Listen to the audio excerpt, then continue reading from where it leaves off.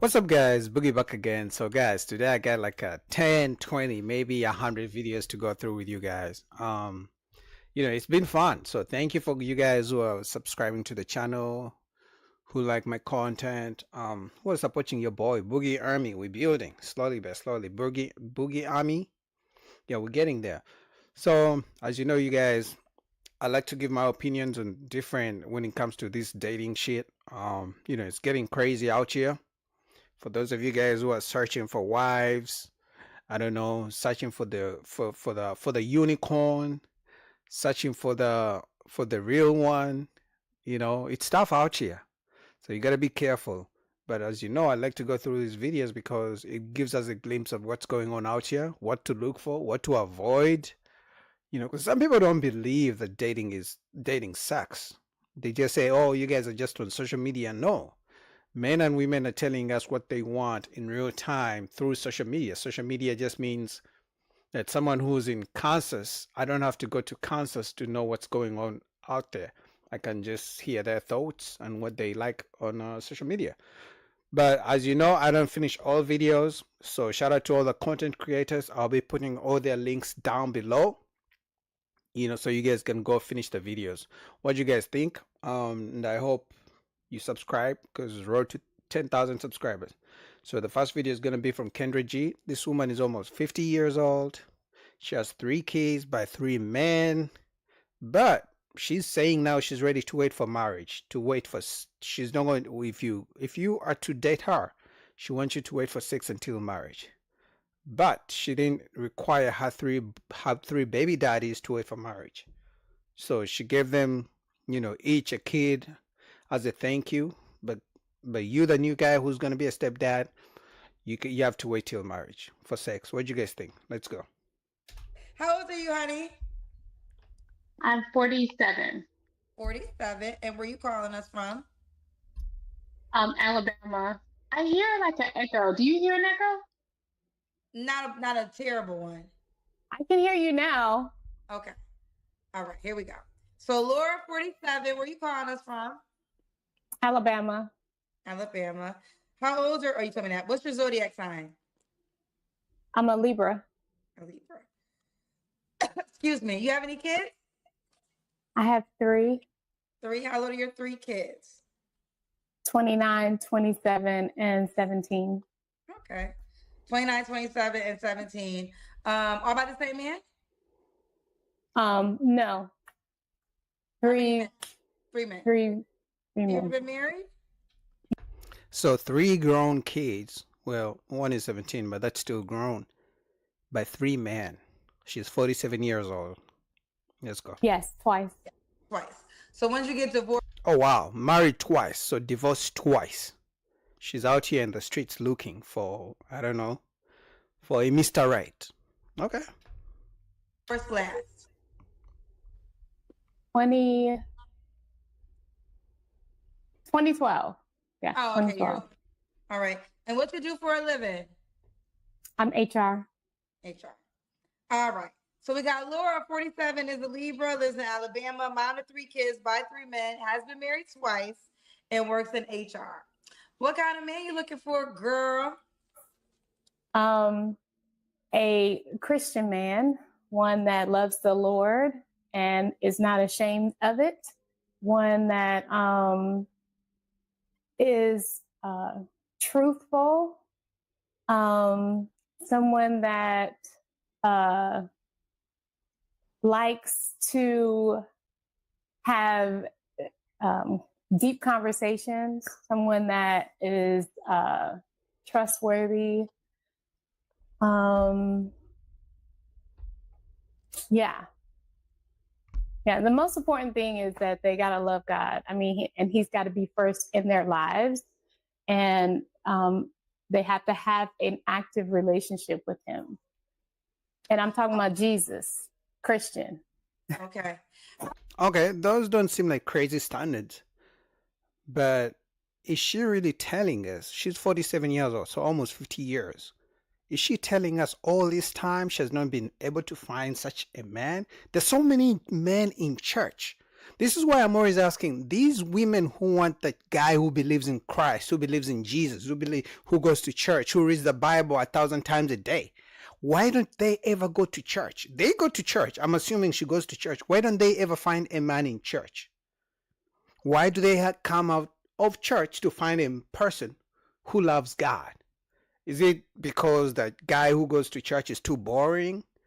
He's nerdy? He doesn't have the money? Like, what is it? They leave church to come out to look for a man who likes Jesus. Like, that doesn't make sense to me. Sure, if I remember. Are you on a celibacy journey? Yes. Okay. So when was the last time you was intimate with someone? She's lying. She's thinking because she's lying. Probably a year ago. Oh. Probably. That means there's a probability a year ago, probability last night. That's why I know she's lying. So how come for the three guys, for the three baby daddies, you are not on your celibacy journey? So now the new guy is the one who's supposed to wait for sex, but the other three baby daddies didn't wait for sex. A little over a year ago. So a year ago, are you not having sex unless you get married again, or that's not a rule? You said what? I said, are you not having sex unless you get married again, or that's not the rule? Yes, that's the rule. Okay. Mm-hmm. You made that, so you made that rule a year ago. Yeah, well, it was about it's been a year now, yes. Okay. So now she has a new rule. The new man will not get the cookie until after marriage. She's almost 50 years old. 3 baby daddies later, 3 kids later. Now she's realizing that, you know what, maybe it's better to have sex after marriage. So the new man is supposed to have, a comparison of like, so you let all these guys have sex with you before marriage. You didn't require marriage from them. You gave them 3 kids, and now I'm the one supposed to wait? Is this seems like the new strategy. I don't know if men are buying it. I don't know how many men are signing up for this deal, but this seems like the new strategy for women these days. Okay. So you've been married twice. So, I mean, you know how to get married.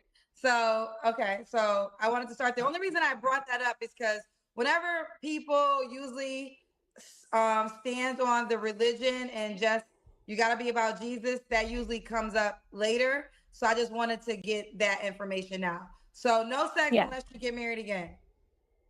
Yeah, that's it. And I know that's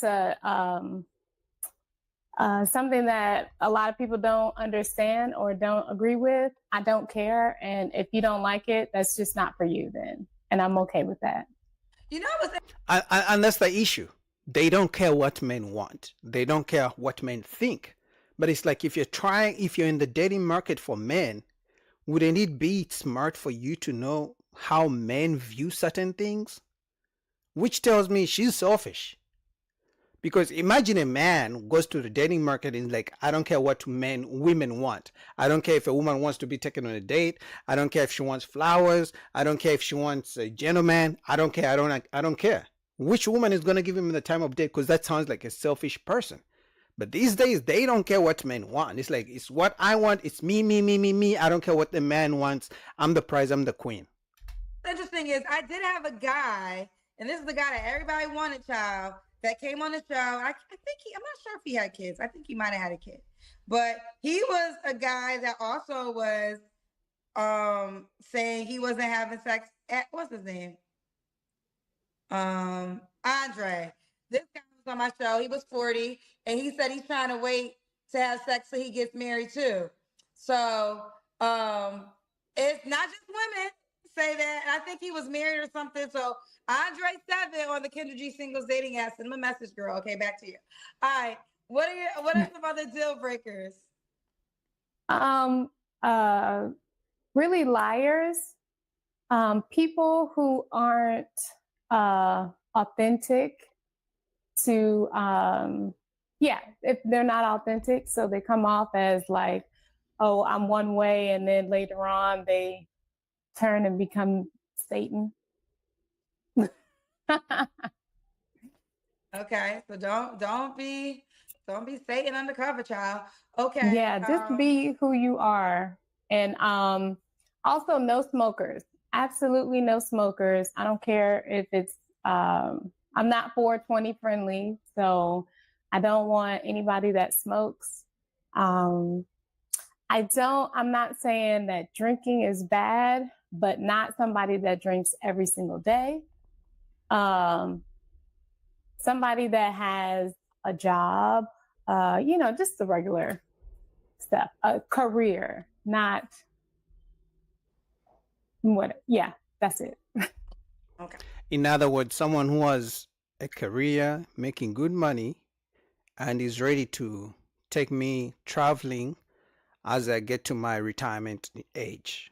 Because at this point, she's not trying to get married again just for love and everything else. No, she's getting married because, she's almost into retirement age and she needs someone who has the money, whose money she's going to retire on. Because trust me, she doesn't want to keep working 60, 70 hours the way she used to when her kids were younger. Okay. Should he look a certain way? No. I actually kind of like a guy with like a little belly. I think I'm okay with that. The only reason they like men with bellies is because they know that type of man is not really disciplined. He's not gonna tell her wake up in the morning, hey baby, let's go to the gym. He's not gonna watch what he eats so she can cook whatever junk food that she wants. Because it takes discipline to be in shape. So anytime you hear a woman who says, I don't mind a man who has a belly, is because they know men who are in shape, it takes discipline. So they don't like that. It's okay with a guy with a belly. Okay. So you can have a belly, she said. Should he make a certain amount of money? Here we go. Don't lie. Just don't be broke.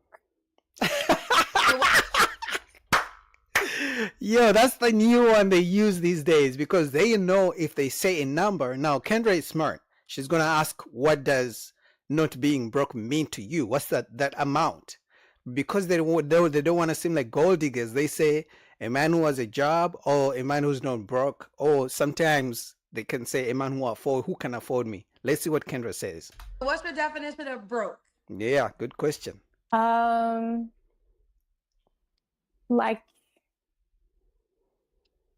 here we go. Don't lie. You are able to travel, and oh my god. So travel is a big thing for me because I kind of like to do it. But guys, give me my flowers in the chat. Give me my flowers in the comments. What did I say? I literally just said like a minute ago that because she's almost 50 years old, she's almost into retirement age. Right now, she doesn't want to get married just for love. She wants to get married because she expects you to take her traveling. I said those words, word for word. I said she wants a man who has money because she's getting to her retirement age. And the number one thing they say these days is traveling. So if you have the money, you're going to take her traveling because she's almost in retirement age. She just wants to do fun things. And if you don't have the money to take her traveling, you are broke. The last time I checked, a cheaper trip to Mexico, where you're going to spend a week or two and in a good hotel, is going to cost you minimum $3,000. Minimum. If you don't want to struggle, you're not trying to be cheap. Now imagine for two people, that's $6,000 down the road. So imagine doing that couple of times a month. You're going to have the money. You're going to need to be the type of man who has the money and willing to spend it on a 50-year-old single mom. You have your own place and you can afford to pay your bills and afford to go out and do extracurricular activities. That's a rich man that she wants. You got to have the money. Okay. All right, so no dollar amount, just be able to do those things. No dollar amount. Okay. Let's see the Kendra can. Okay. No, she looks good and she's in shape, I can tell. What's your shirt say? I came, I saw. Can you see it? Great shape. I came, I saw, I had anxiety, so I left. Ooh. Yeah. I don't know why they put like you're very small. Yeah, she's petite. She's in shape. Was that good? She wants a man that with was a great. belly. Okay. Laura, what's the age range you would date? Mm-hmm.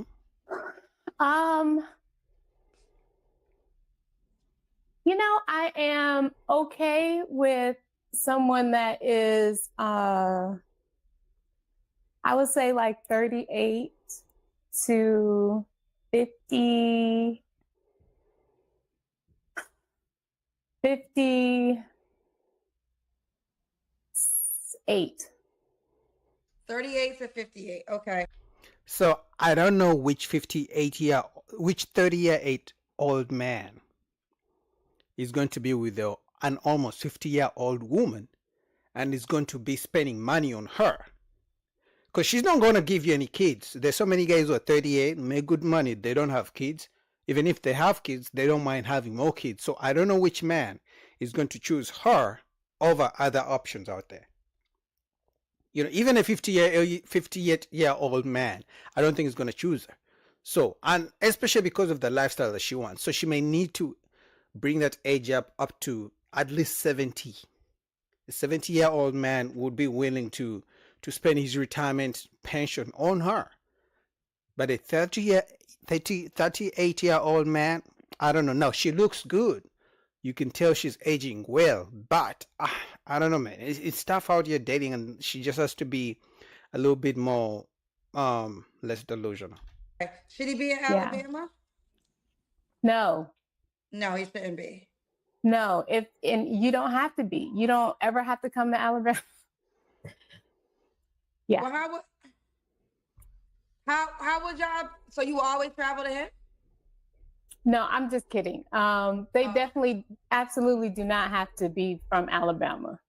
I'm not from Alabama. I just live here, so.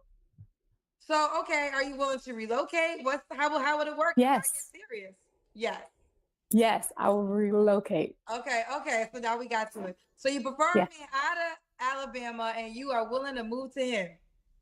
Absolutely. Okay. All right. She ready to pack it up, fellas. Okay. Yeah, but the man has to know he has to pay for the plane ticket. It's not like you're just gonna move just for the sake of it. She wants you to invest. So. When was your last relationship? It was over a year ago.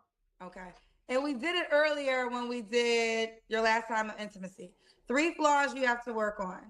Being delusional. Okay, so entitlement. Let's see what she says. I tend to when I talk, I'll take pauses, and that annoys people because I kind of think before I talk, and so I'm constantly like pausing. And I also have to give backstory. So normally when I'm going to tell you something, if I be like, oh, Kendra, let me tell you the story, but first let me give you the backstory. So I have to give you the backstory before I actually tell you what I tell you, and that annoys people a lot. How is that an issue? It's only an issue if someone is trying to hold you accountable and you're trying to make all excuses. So it sounds like she makes excuses when she's in the wrong. So when you're trying to say, hey, baby, you did A, B, C, D, then she tries to give you an excuse to avoid accountability. Anyway, man, shout out to her. She looks good for her age, but it's going to be tough out here to find a man willing to pay for your travel destinations and vacations at that age and then making him wait till marriage for sex. It's going to be tough. What do you guys think? Link down below. All right, next up, some of you guys might have seen this, but this man went viral for catching his woman cheating, and then she was trying to play a victim. So without further ado, let's go.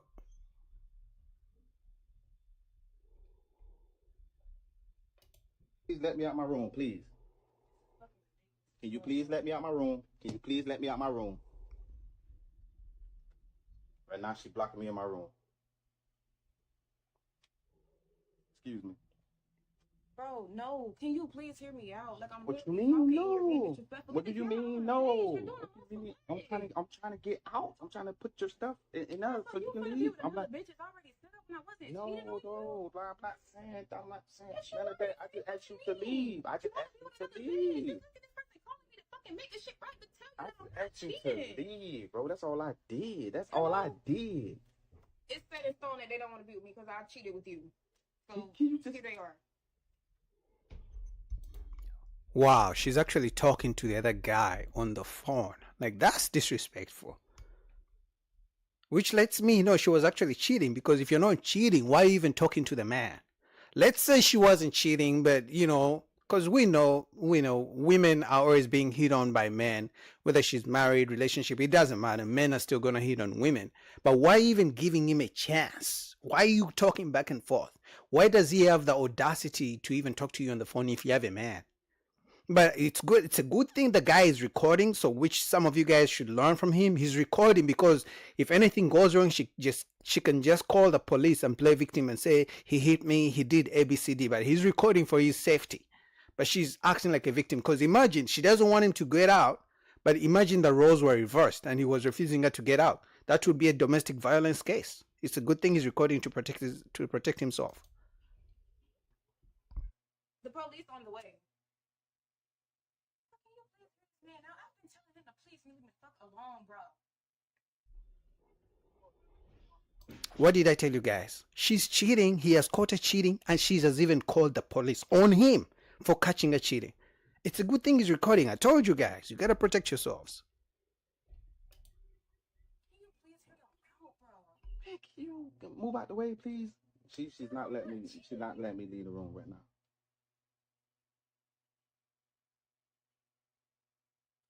I was not cheating on you with this man, bro. I swear to fucking God, can you please just fucking hear me out? Like, seriously.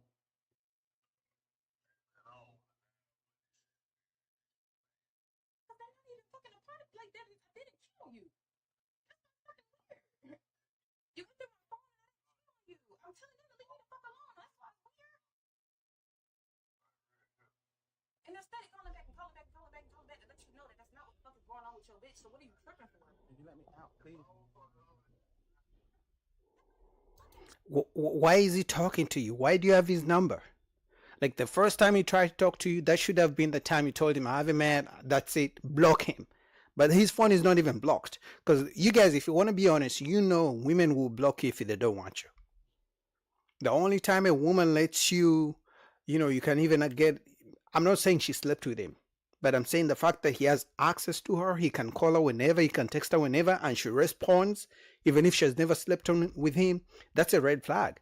Because that means anytime this guy does anything, he doesn't do something she likes, she will just go to the next guy. That's why so many times when there's a breakup in the relationship, the woman can easily move on because they have several guys they keep in the back pocket waiting.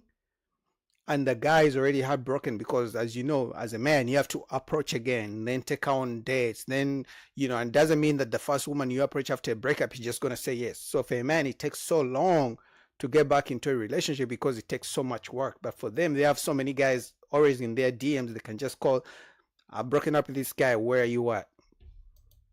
Cheating on you, but can you please just hear me out? You raised a fucking new bitch and I did shit to you. See, this is what she do. Don't even let. There's a part two. Let me show you guys a part two. Part two.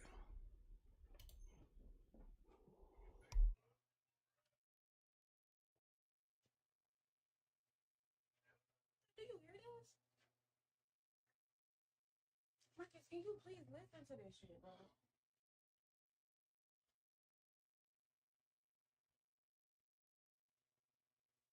Can you please listen to this?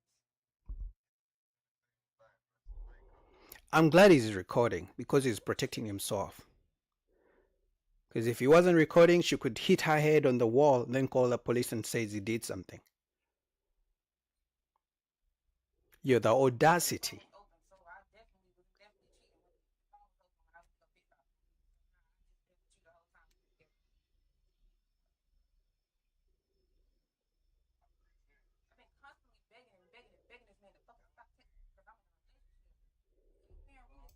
Why didn't you block him? If he has been begging and begging and begging, why didn't you block him? That's the real question. Which lets me know you actually like the guy, because you could have blocked him a long time ago. But you have him in your DMs. What are you calling him? What the fuck you calling this nigga for? I mean, that's dumb. Like, that's stupid. How was it dumb? How was it dumb? I can see if it was dumb. Yeah, I'm calling him. yeah, How? it's crazy. You think it's gonna make it better? Come You on. sound stupid as fuck. Anyway, That's fine. That's fine. That's fine. Totally fine how I She's sound. even No, disrespecting him. She's not acting at like the all. victim.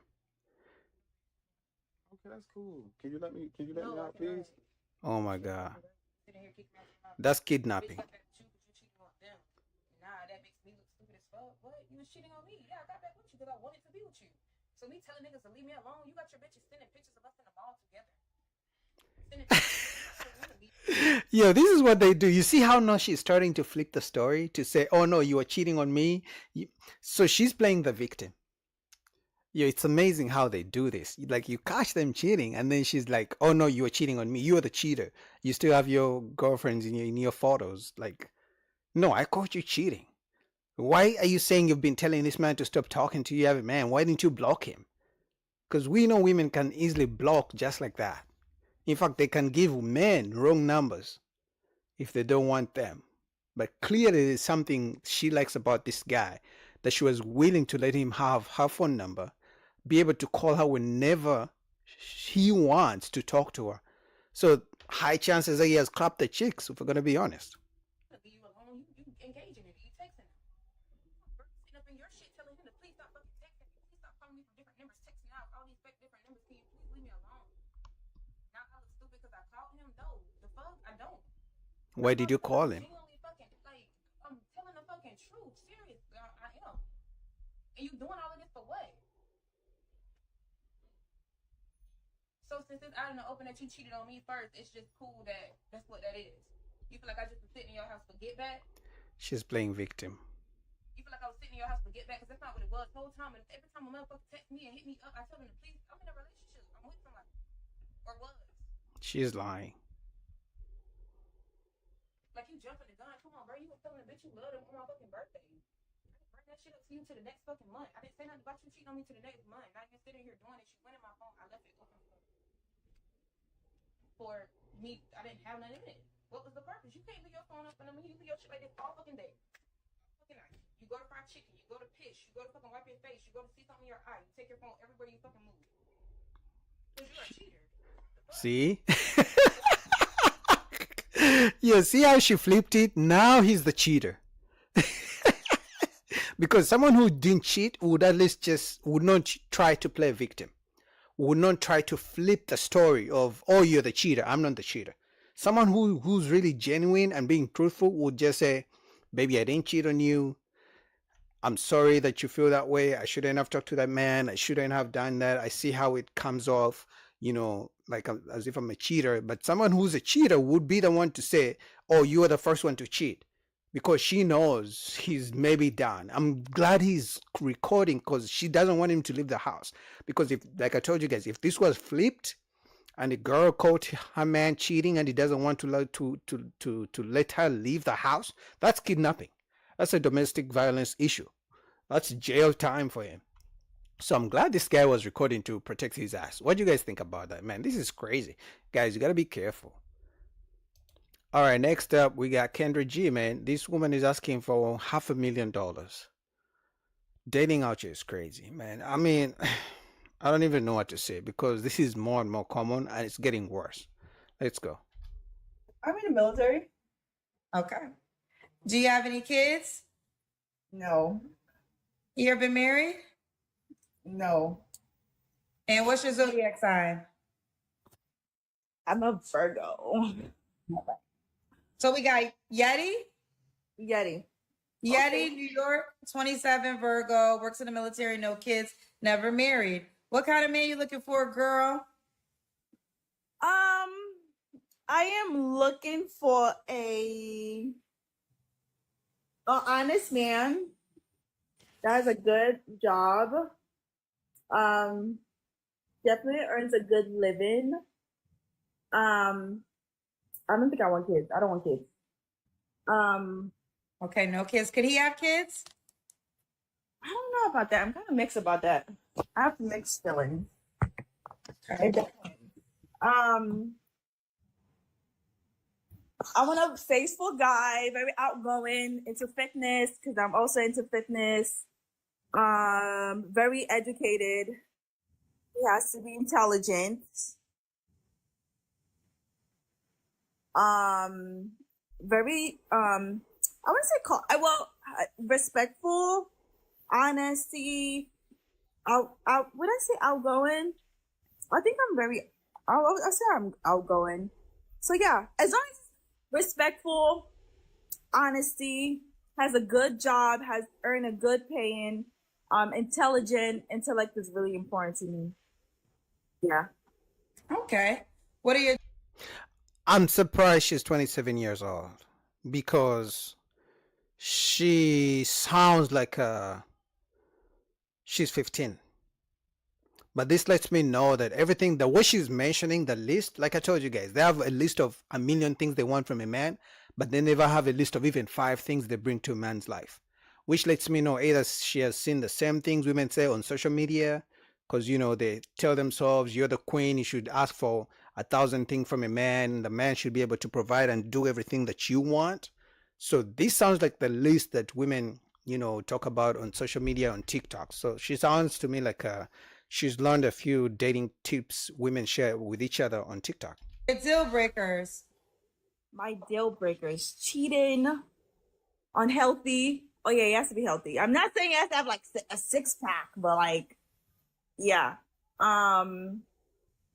Multiple baby mamas, like no. And like, if you have a kid and the kid is like a year, that's a red flag to me. If the kid is a year, yeah. Right? Like no. Okay, even 2 years is like no. So no young kids. No young kids, no. What's another red flag? Lying, like anger issues, alcohol, drugs. Okay, you're breaking the time tonight. I mean, am I wrong? I don't think this woman is 27. She has this I don't know, the mindset, the way she speaks, the way she acts is like, I don't know. I don't really think she's 27. I think she might be like maybe 18 or 19. Oh, I think those are all justifiable good deal breakers. Yeah. Should he look a certain way? Okay, I don't want to say, oh my God, he has to be tall, because there's also short kings, like, Dr. Zach Boog, that's what he always says. Your king is short, ladies. That's what my guest co-host Zach Boog always says. There's short kings that earns a good pay, and yeah, definitely. I want him to be healthy. He has to be responsible, make doctor's appointment, because there's some men that don't go to the doctor. This is true. And dental hygiene is very significant. He has to be clean. Fashion, you can always change that, but like clean. He has to be clean, respectful. She's saying the same things over and over and over and over again. Kendra should be checking this shit. I don't want to say, in a good shape. Take care of your body.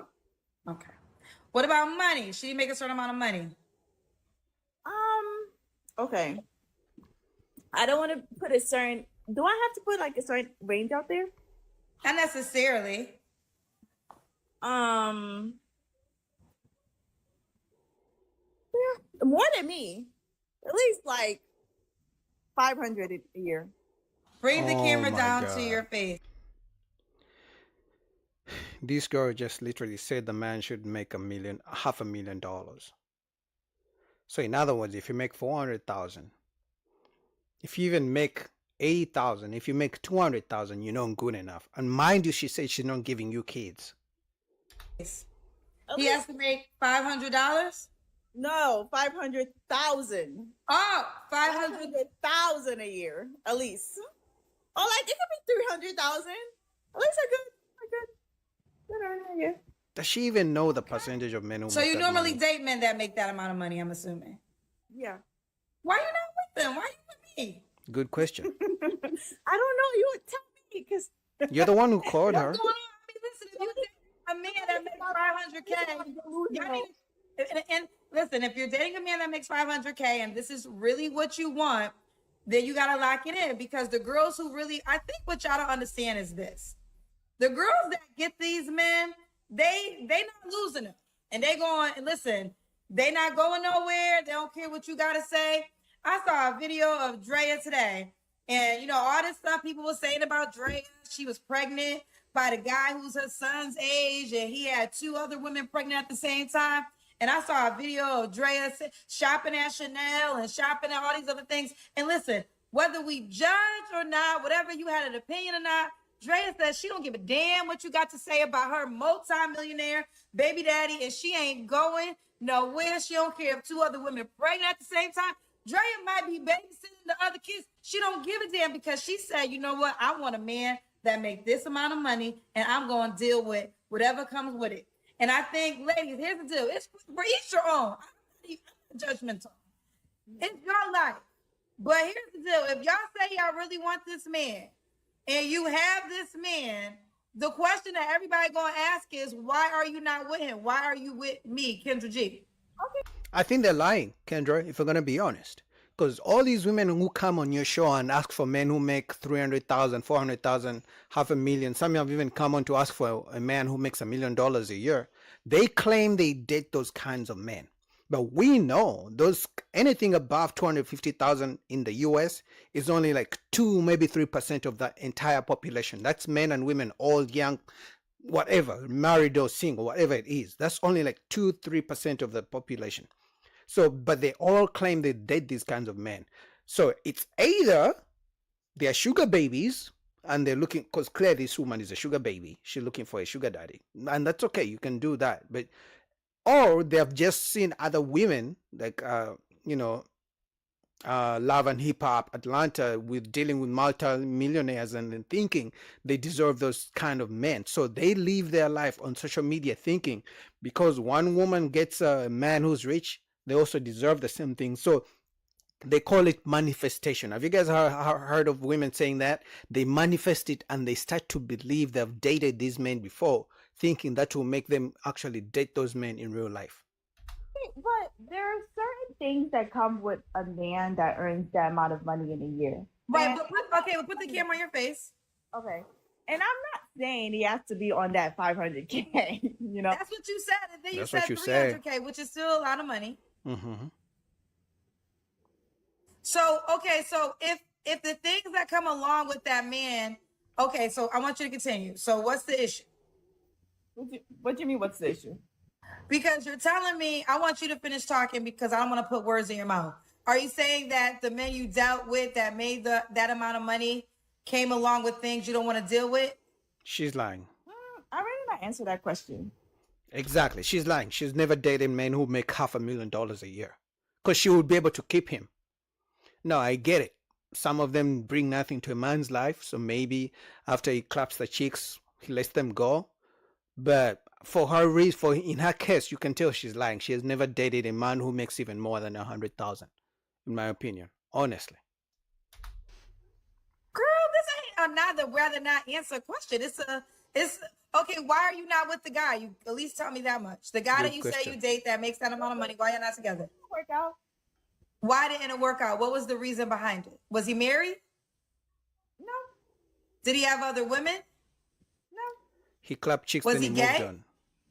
no. God, no. Okay, so Why was, did you answer that question? was he abusive? No, God, no, no. So he didn't have other women. So he was a faithful guy? I already not answer that question. Because she's But I lying. answered the other questions, so. But wait, why don't you want to answer whether or not he was faithful? We don't know who you're talking about. You didn't say his name. Because I just don't want to answer that question. Well, She's here's the lying. point. Here's the point I'm trying to get you to understand. Okay. I was trying to figure out the reason why, because whether you know it or not, if these men are unicorns in that tax bracket, right? So if you have one and you're telling me this is your requirement, I'm trying to figure out what happened that made you walk away from it. Currently, I'm not telling you that I have one currently, but okay. Okay, we'll move forward. Now, would you date a man that made less than 500K? Depending what range. it is. Depending? So what, you're doing a man who makes less than $500,000 a favor? Like, what exactly is the man getting in return? Because, guys, let's be honest, it's a relationship. The only reason it's a relationship because the man gives something, the woman gives something. They both give and take. It's a give and take. That's what we call a relationship. If it's one-way street, it's what? Slavery, it's manipulation, it's whatever you want to call it, but one person is being used and the other person is getting nothing in return. So apart from chicks, because no man making $500,000 is just going to give her money for the sake of it. He's going to be clapping chicks. So apart from chicks, what else is the man getting? What's the lowest you would date? Do we have to put a number to it? Yeah. Well, you're the one. No, We do this as well. So if a man's watching, he won't waste his time if he knows he can't afford you. Yeah, I take that back. Least I would say like 300. Okay, so 300K is the lowest. Mm-hmm. That's still Now, just next question. 3%. If a man do you want, what's the dating dynamics? You want marriage, every now and then dating, commitment, loyalty? She's a sugar baby. Commitment, of course. Commitment also comes with loyalty. Yeah. All right. So she wants a man who makes 500,000 or 300,000. So if you make 300,000, she's gonna do you a favor. You know, she's giving you a chance. You don't you deserve her, but since you make just a little bit of 300,000, she's gonna do you a favor. And remember, she's not giving you kids, but you better pay for her travel trips to Mexico and to Cancun. You know, you better take her shopping. You better take her to expensive restaurants, and you're not getting any submission. You're not getting any cooking because she's a queen. If you don't meet a man that's willing, that makes that amount of money, that's willing to marry you and commitment, are you saying you'll be okay with never having a man again? Good question. Like for the rest of my life? Yeah. Yeah, I'm saying if a man that makes, if this is a hypothetical, if a man who makes that kind of money doesn't pursue you and wants to marry you, are you then okay with having no man ever? I think it depends on. It depends. On what? It depends. It depends. I'm not like, oh my God, I have to get married. Would you date a man that made 100K or no? 300K is the lowest. 100K. Maybe a little bit more. Okay. Wow. Okay. We'll keep it moving. Oh my God, guys, gather in the comments. I know some of you guys maybe you're in the top 3%. Good for you. You can afford her. But for the rest of us, apparently she's too good for us. Even a man who makes 100K is not good enough for her. And when I tell you guys dating is cooked, some of you guys in the comments think I'm lying or this is what is going on out here. And I understand. That's why some guys are getting on the plane, going to Africa, going to Colombia, Brazil, and because it's cooked. Okay. All right, let's do the Kendra Cam. That's when you stand up and we see your full body.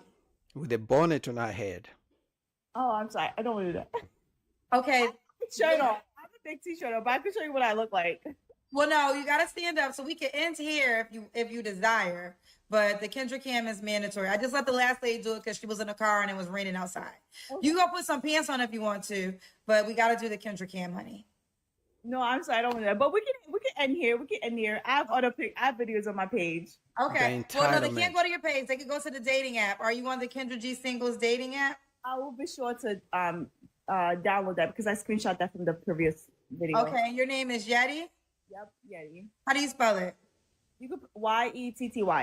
YETTY. And what's your favorite number? Well, Yeti's not taken. YETTY. Make that your username. Okay. Yeah, the entitlement, like it is crazy, man. So shout out to you guys who make $500,000 a year. This is your woman. She says that she's your queen. And for you guys who make 300,000, she says she will do you a favor.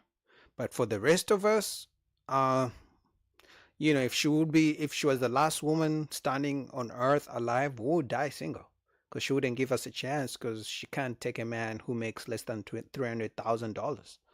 We're too broke for her. What do you guys think, man? Shout out to Kendra, link down below. Next up, we have Anton Daniels, man. They've been cooking. You guys like when I do react to his videos with a panel. So let's get into it. So sometimes it just feel like black women can never be good enough for black men. Y'all say y'all want natural women, but we wear our hair natural, and it's really if you're natural and you have a curly hair pattern that y'all like. Not if you're natural and you have a 4C. Y'all say y'all don't like makeup, but then y'all get the girls who wear makeup. It's just so confusing to us, and I feel like usually the men are supposed to be the head, right? So if the man is the head, then y'all are leading the conversation and y'all are leading the trend of why we dress and do the things that we do, because ultimately it's to get a man, right? I mean, usually, not for all women, but for most women, it's to get a man. So we're going to do what's going to attract you. I mean, it's just basic nature. Like if you look at the animals and all that, they do what's going to attract their mates. Why does it seem like it's so tough for black men and black women to just love each other and love each other genuinely and not have all these stipulations that we put on one another that we don't put on other races when we date outside of our own race? So sick of the hate that we spew against each other. Okay. So, well, I want to see what Megan thinks. Megan. Oh, I can't. Why you can't? I can't speak on that. I don't. Yes, I don't you can. know. No, you got black friends. I got. Yeah, I got a lot of black friends. She doesn't want to be Yeah, canceled. A little bit. Okay. So you can talk about it because we talked about. You asking her the wrong question. Okay, what's the question? Have you ever been with a black man before? No, Okay. never. But a lot of my black friends are with my white friends. So Why? Wait. You said what? Said it again? Less stress.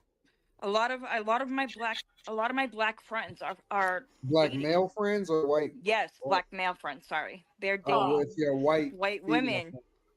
And what is I'm- it? What did they say? I'll And say with Laura. you've never actually dated a black man before. Never. Okay. Nope. And what did they say about that? Well, my black friends. Yeah. Oh, they make fun of me. Oh, what you have a black dick, you never No. go back. What did they say about dating? Not that. About dating your white friend? What do they say? Yeah. That is, it's like a lot. I feel bad. It's calmer. Like Don't be scared to talk, Megan. We talk about all. Yeah, she's scared of talking because she doesn't want to be canceled and attacked by black women. She doesn't want to say exactly what she thinks because she knows the women on the panel, look, they're ready to go. Look at this lady. Now she looks good, but she's ready to go. This one is ready to go. This one is ready to go. So she may feel a little bit intimidated. She doesn't want to say exactly what she thinks. Races on here. You know? I know. I'm like the only white one here, and I'm like, I don't know, what I should say. A lot of my friends date white females because they feel like they're like easily like they don't flip out all the time. Argue. They're wifey material, they work hard, they're good mothers, and all that stuff. But yeah, and that's all black men always say when they date, especially white women. And then they get attacked by black women. Anytime a black man says, hey, listen, I'm dating a white woman because she's more peaceful. I'm not afraid of going back home because I don't expect her to start some argument about nothing. She's not going to be in my face and say, you can't handle me, and go on back. No. But black women never listen to that part. They simply say, oh, you hate black people. You hate yourself. You hate your mom. Your mama is black. Why are you dating white women? Just handle me and my attitude. Just date me with my attitude. And men are like, no, I want peace. I don't feel like, I really don't. Don't worry about it. These black women ain't gonna attack you. Somebody's laughing. No, flowers. These black women ain't gonna Going attack crazy. you. No, but Megan, what you said before, what you just said, men have said that. They said women of different races, different cultures, they're better to deal with, their attitudes, they're more respectful. So we've heard that before. So it's not just you. We've heard that on this panel plenty of times. Pastor Bros have said it. People that have encountered different races. So, and women have said that. Black women have said that dating to white men too. So that's another thing too. So I've never been with anybody but Spanish men. But black women have to actively search to be open-minded. They have to actually be proactive. Other cultures naturally have to. It's just, I'm from London. I can tell you, coming from London, coming to America, I tell you this. My wife is a black woman, but she's open-minded. She's a great thinker. She's a deep like, it's just a different mindset, but it's hard. I don't blame black women completely. I just feel like you all have to search to be more open-minded. You have to be a lot more intentional. You see a white woman with a black man, she most likely is open-minded. She's most likely thinking outside of the box. Not saying it's only her, not saying that black women can't do that, but just most likely. And then a lot of times, if someone tries to do anything that resembles black, oh, you try to be black. If someone tries to, and they say it like it's a negative connotation, when being black is a great thing. I think being black is phenomenal, but we keep associating bad things with blackness. And then now men, after a while, they start to see certain things. They're like, you know what? At the end of the day, stress is a big cause of men's death. And a lot of men think that blacks can be stressful. I mean, that's just the honest truth. And then guess what? Look at the music. Megan Thee Stallion, Glorilla, all these people. Look what they're rapping and talking about. When men want to marry and settle down, they don't want to be hearing that nonsense. Now, a woman can play that, that's fine, but not to be your Bible. Some women, they listen to Megan Thee Stallion more than they read the Bible. I mean, and most men that want to settle down, trust me, they don't like that mix. I'm just telling you right now. So it sounds like you're talking about hood culture, Lawrence, right? Yeah, but that's the culture that's promoted. The sexy reds, if we're gonna be honest, that's the culture that's promoted in the black community. It's not the culture of let's be classy women and be nice and be ladies. It's a culture of dress how you want, speak your mind, be strong, be independent, raise your voice when you don't like something, be loud, be rude. That's considered strength. Right? Like a hood mentality, right? Not that it's a black woman, it's the hood cult, the hood mentality. yeah, but here's the thing though. I think for me, and I believe every culture can be phenomenal. I really do. I just think that when I've been in America, I feel like a lot of things have conformed people to easily fall within a certain mindset and then latch onto each other, latch onto the same beliefs, latch onto the same thought processes. So when someone is naturally from a different culture, usually they're more open-minded.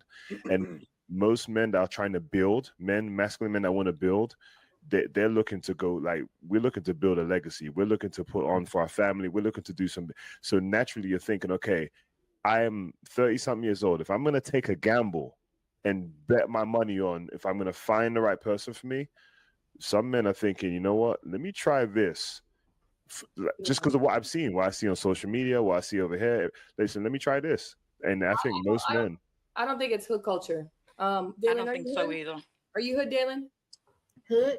Absolutely. Now, I grew up in a neighborhood, but I am not Jerry, hood. are you hood? Yes, you are. You would. So do y'all listen? From? Dalen, do you listen to Megan Thee Stallion? Because he comes from You me. finish my question and you can go I'm first. asking you, who told you that you're not hood? I'm going to be respectful to Q because I'm not hood, so I'm going to be This is not quiet. hood. Do you listen to Megan Thee Stallion, Glorilla, Sexy Red? They I do. not listen to Sexy Red, but I don't like Megan Thee Stallion that much. But when Glorilla comes on, the radio, See, here we go. They pick and choose when they want to be hood. When they listen to Meg the Stallion, Cardi B, and Sexy Red, they like pop that pussy. Yeah, they do all that shit, and then they come on the panel and they're like, "I'm not hood." Like, I get it. Doesn't mean just because you listen to the music, but the thing is, the music influences people. The music especially influences young people. So let's be honest. Okay, sure, you're not like completely hood, but if you listen to that music, you support that music. You support the message of that musician. Love your song, yeah. I listen to it. It's not a hood. It's not hood. It's not just hood culture. You can't just say it's just hood culture.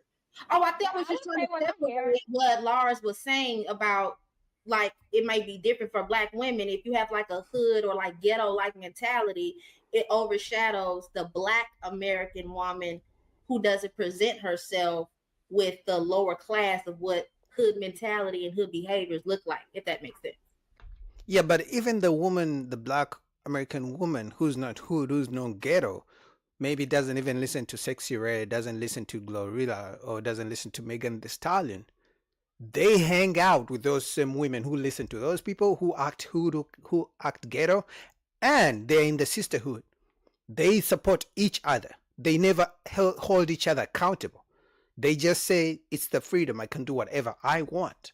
So for me, it's the same thing. The mindset is the same. That the outside maybe look different, but the mindset is the same. But I was You know, gonna the say, tech like, industry. I've never experienced what she's talking about, the girl in the video.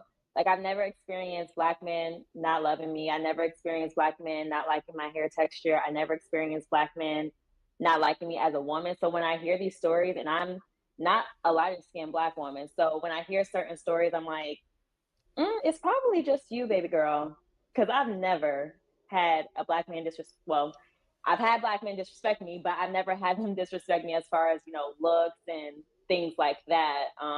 So I personally can't relate to this conversation. I can see what the woman in the video was saying about how they're treated. They hear what men say they like, and then they go and do that.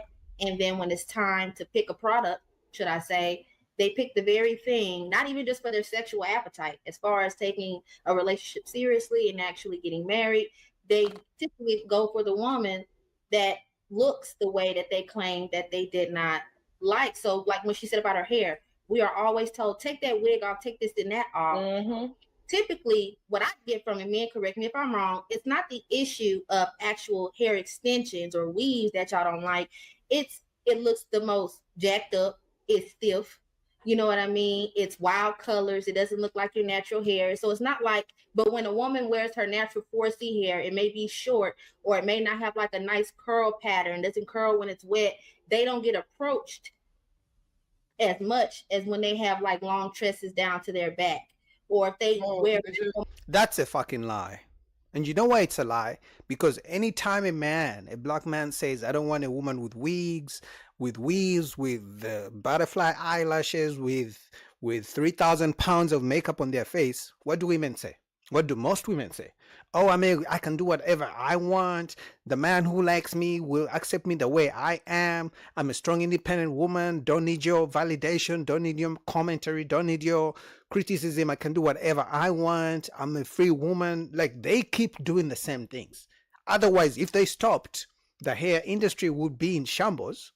The makeup industry wouldn't be thriving right now.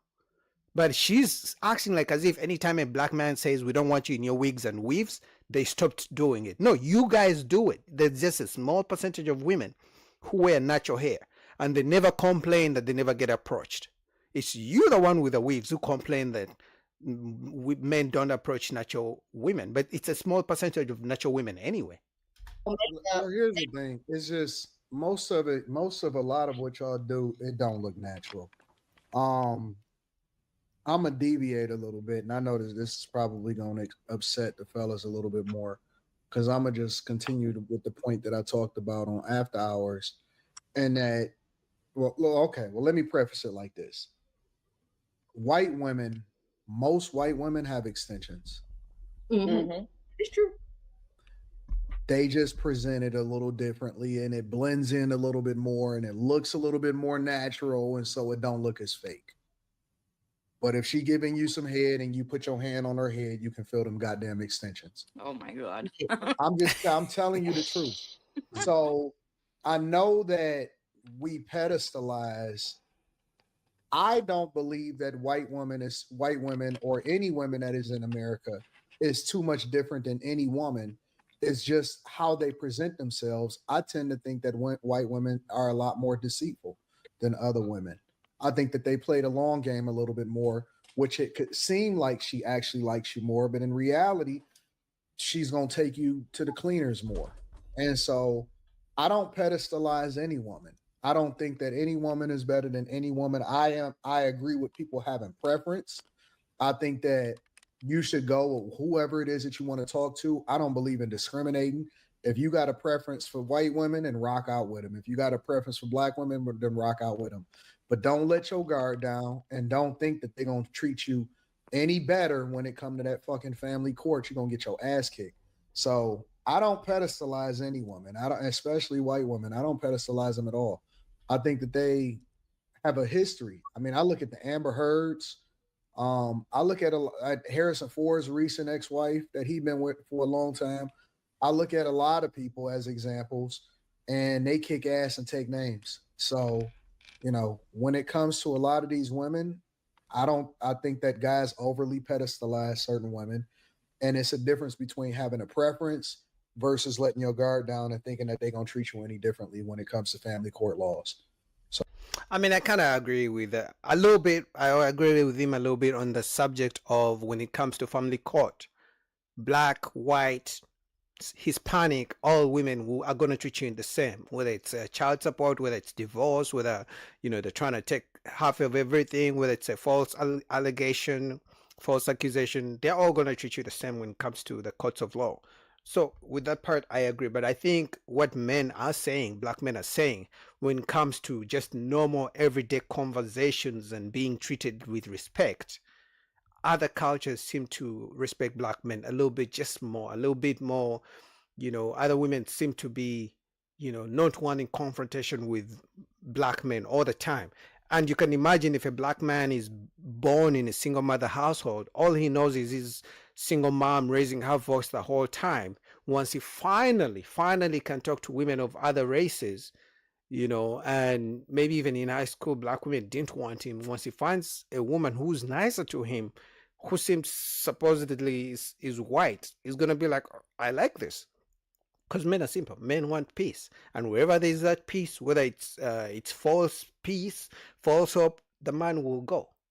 And that's all men are saying. They're not saying that they grew up wanting white women. They're saying the search for peace, the search for someone who respects them, the search for someone who's not going to argue back and forth with them, that's where it leads them to, because we know men are problem solvers. They're going to go to where they can find a solution. Anyway, shout out to Anton Daniels, link down below what you guys think. Up next, we got Lapif Network. You know, the woman here is saying men who don't own businesses, who are not bosses, who are not CEOs, are not good enough. So without further ado, let's get into it. So what I'm saying to you is, I think that having a trade is great. Do not get it twisted. There's no. I'm a promote having a trade, but if you're going to have a trade, you need to be the best. You need to be the person who people go to, not the person who's working under the person people go to. That's what I'm. What are you talking? That's not realistic. Everyone can't be a boss. Listen, everyone can't be a boss. Can I please finish this? What I'm saying to you is, a lot of people are plumbers, but they're not a master plumber. Okay, those are the people who make. What does that mean? What does that mean? That they're. But why? Okay, why do everybody have to? Hold on, wait. We got to do one mic. I don't want us talking over each other. I want the audience to be able to hear what's being happening right now. Shan, I think they're asking you, what's the point that you're making when it comes to being a master plumber? Because there's a such thing as being a tech and then actually being the plumber or the electrician. There are electrical techs that work under electricians, so they may call you out to the house, but there are things that he can't do because he's just not qualified to do it. But we do call him an electrician, but he's not going to get the same pay as an electrician. I had the honor of following somebody who was a plumber. He has guys who work under him. He gets great money, right? So when these guys came to my house, I thought that they were of the same as him, and they were not. He had to explain to me their levels to it. Okay. And this is why black men are giving up on dating, because they want finished products. So it started from get a job. You know, now they're moving the goalpost from, okay, you have a job, but you should be the boss. You should own the business. It's like, it's never good enough. So how is this woman ever supposed to understand the average man? How is she ever supposed to build with an average man when she wants the finished product?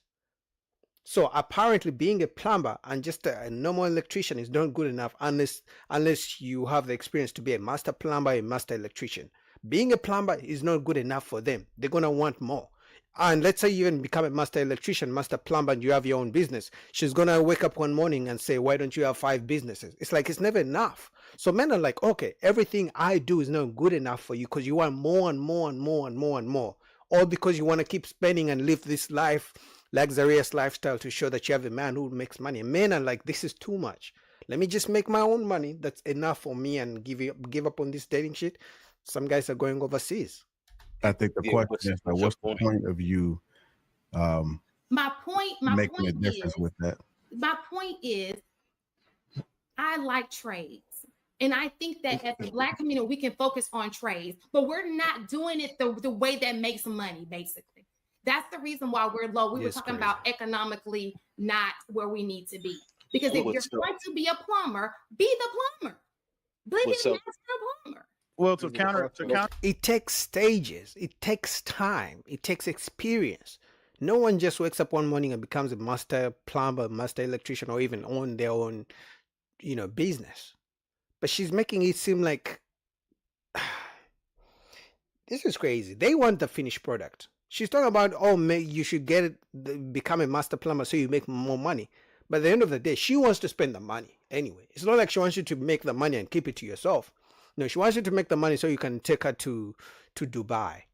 Counter that point. Wait, hold on, Willie. So saying in that case, right, if you have a master plumber, then the master plumber owns the business.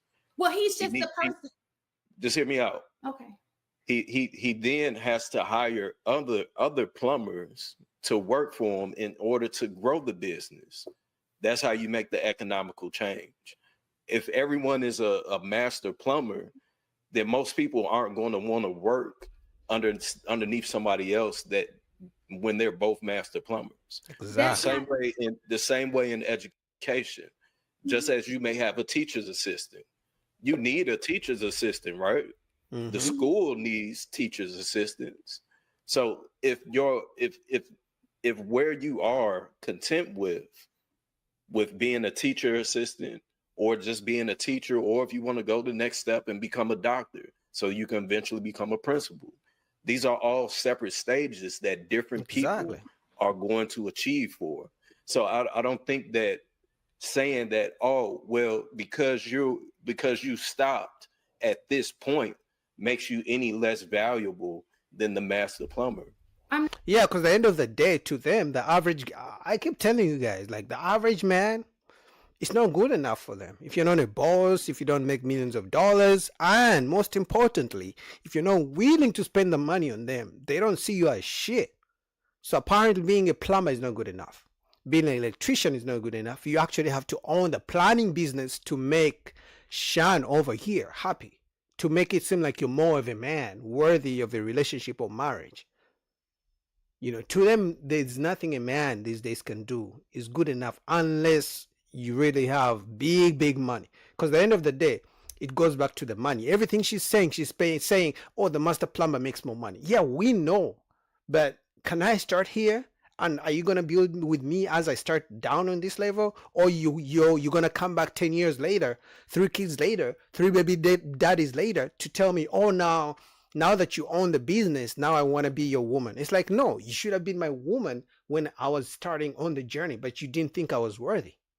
I'm not saying but that's what it sounds like. No, what I'm saying to you is when I'm talking to you, I see greatness in you. Why settle for the bottom when you can be at the top? So when I'm talking to Black men, no one is settling. Listen to me. If I'm talking to Black men, I'm gonna always preach for you to be the best in the game.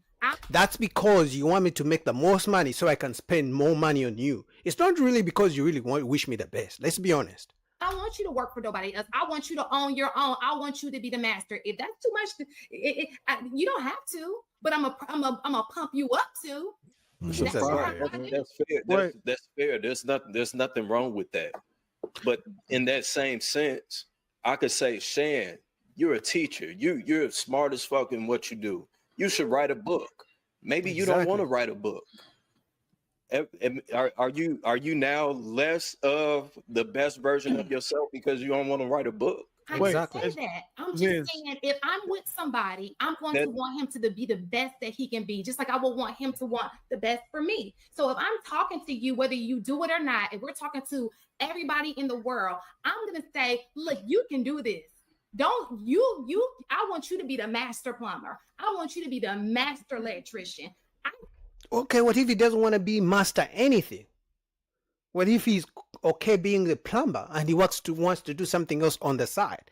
Sounds to me like she's gonna be nagging her man the whole time because she wants. Like I said, it goes back to the money. She wants him to. She's not saying be a master plumber so you gain more skills. No, she wants you to be a master plumber so you make more money. And guess who you're going to spend the money on? On her. So she benefits. So it's not because she wants the best for you. She wants the best for herself in the end. But it's like she's gonna be nagging you the whole time. I see nothing wrong with that. I'm not gonna knock you because you're not. Absolutely not. But I'm gonna sit here and try to motivate you. So listen. All right, so let Willie go ahead and cook for a second. Let Willie go ahead and keep for a second and go together. That's literally what you just did. We have it. I brought up a stat. I promise you, I'll give you a chance to respond. This is what you just did. We have an employee shaming other men for not being employers. You are an employee saying that if black man, if you're not the master, then what are you doing? And then you're looking down on them based on exactly what you said. But to further disprove what you're saying, you said that women go to school for a bunch of health degrees, right? I think that's common sense. So then according to your logic, we shouldn't respect CNAs because they're not nurses. We shouldn't respect nurses because they're not physician's assistants. And because of that, like the shaming language you use, it shows how you really feel. There's nothing wrong with it. I think the only problem that I have personally is just stand on it. Because you're saying if that journeyman electrician isn't a master, then it takes 4 years. And every year you have to get 2,000 hours of experience. That's 8,000 hours of experience you have to become a master electrician or a plumber or anything, because you also disregarded the actual structure of how apprenticeships work. And again, so if a black man, why does he not want to be a master electrician? Cool. Just make sure you apply that logic to yourself.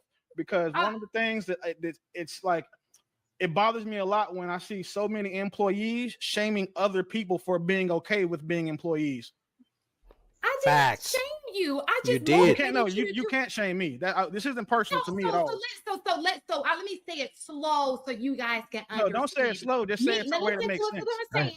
Let me understand. Just because I'm motivating you does not mean I'm shaming anybody else.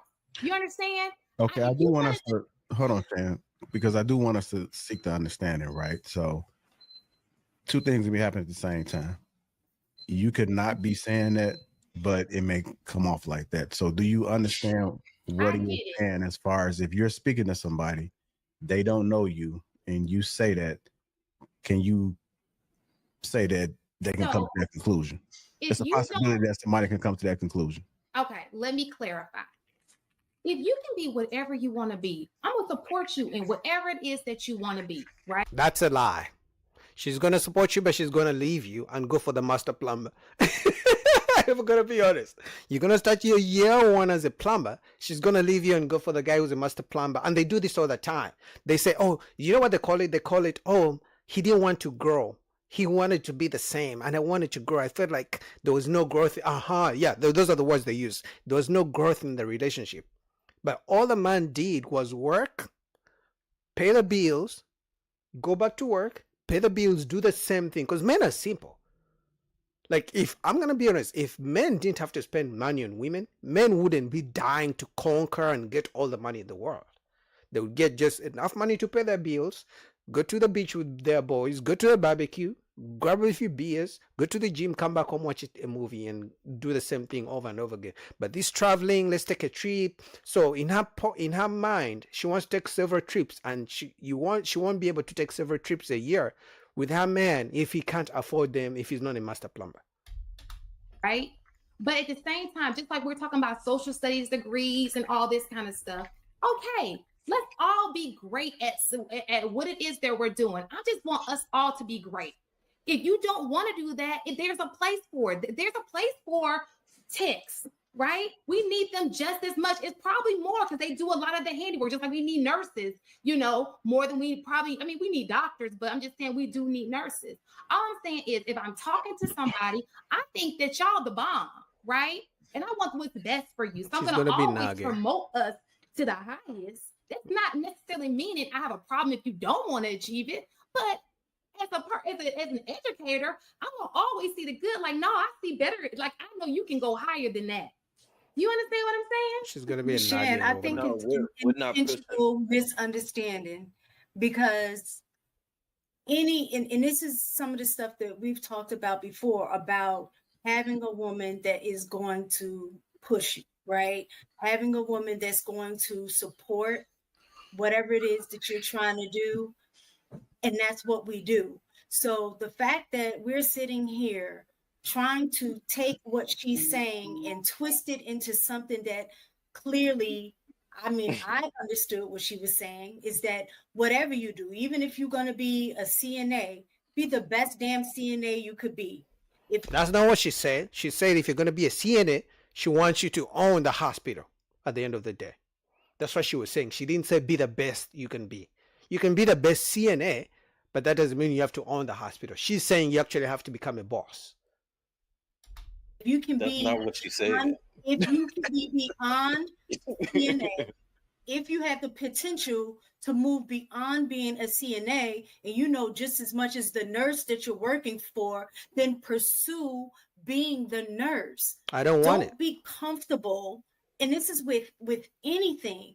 Don't be comfortable doing the bare minimum. That's all she's getting at. How is it the bare minimum just because a man is comfortable where they are? Maybe they are very good at their job, but they just want to be good at that job. They don't want to own the company. But you see, that's what I'm saying. Like, they keep changing the standards and putting all these weird parameters for black men. If you have the ability to go to school and become a tech or do whatever training you can to become a tech, a lot of times the tech is learning a lot of what the next level is. Like when I was a teacher, a para that I had in my class, she was capable of grading papers. She was capable of doing testing. She was capable of doing all of the things that I was doing in the classroom. The only difference is I had the formal education to say that I'm more qualified than she is, even though we were doing the same thing. And to be honest, some stuff I was learning from her because she was a para longer than I had been a teacher. I'm coming in as a new teacher. So Can I the thing respond is, after that? if you have the No. ability, I want to go, brother. Hold real on, quick. wait. Let her finish. Go if ahead. you have the ability, if you have the ability to do more, then why not strive for more? That's the whole point that Sharon was getting at. And I think y'all intentionally are trying to be obtuse about it. Okay, no. So That's not let what me she go, was saying. brother. Let me go real quick. Hold on. Straight. We're gonna go to Dope. We're gonna go to Willie. Then we'll come to you. Now, right. I don't think that you're purposely being disingenuous. I just want to say that, right? But if we She go is back to this being conversation, we were talking about black men in trades in general. When we brought up trades, she said, well, how many are master plumbers, right? And when she said that, she used that to pretty much discredit everybody who's not a master plumber and be like, yo, they're not master plumbers, though. They're just normal plumbers. They're not master plumbers. We were talking about doing well in the economy. Hold on. I got Y'all have to let them finish, and then we'll. I'm gonna write it down. And I'll then get we'll back get to you. correction. Right. Now, at a certain point in the conversation recently, we got to the point where she clarified what she actually meant, which is fine. I don't want to hold her accountable for what she didn't mean, but we have to acknowledge that's not what she said, and that wasn't the course of action. That wasn't the course of the conversation. So for you to say that we're being disingenuous when you're just taking her second, third argument and saying that's what she meant, that's not right. Yeah, she said a man who's a plumber is not good enough. He should be a master plumber. Like as if being a plumber, just a plumber, is like he has to own his own plumbing business. Which goes back to what I've been saying, that average men are not considered good men. In fact, one of the guys in the comments said it best in one of my videos that these days women don't think you're a good man unless you have lots of money. Like you being a good man, being a gentleman, buying flowers, calling her, texting her, complimenting her, being nice to her, taking care of her kids is not good unless you're willing to spend some money. That's when they consider you a good man. So the reason why Wait, I Hold on. no, because I Hold on, want hold on. to Wait, clarify wait, that part. wait. Write it down. If you guys, hold on, wait 1 second. Wait 1 second. Okay. There's nothing wrong with you trying to motivate people to do better and be better. Just make sure that you also embody that same ethic. Because if Well, hold on, wait, teacher, Sean. if you're a teacher, then you should be trying to be a vice principal or an assistant principal or a principal, or go just saying to one day be a superintendent. So a lot of the times when women do things, such as what you did say, but you're not a master. If a man said, but you're not a principal because you're a teacher, we would catch all the hell in the world for that. Exactly. So as long as you actually embody the exact same principles and motivation you have, it's cool. And I can't say that you don't because I don't know you. But what I can say is this, is that people who are doing that tend to not have that same type of rhetoric or conversation about the people who aren't. So go ahead, straight. You can have. Yeah, I mean, it's like a man shouldn't have to own a business or be a master at anything to be considered a good man or a worthy man. Because, which for me, I don't mind her saying what she's saying, because I think many women think and feel the same way she is the exact same sentiment, right? So that's why they will leave a man who makes $70,000 to the man who makes $100,000 because he makes more money and willing to spend it on her. So at the end of the day, everything she said was in the benefit of her. She wants the man to make more money because she knows if he makes more money, he will buy a new car, not because she wants him to win. Anyway, what do you guys think about that? Shout out to Lapif, link down below. All right, next we have whatever podcast, man. There's one woman verse 4 feminists. So let's get into it.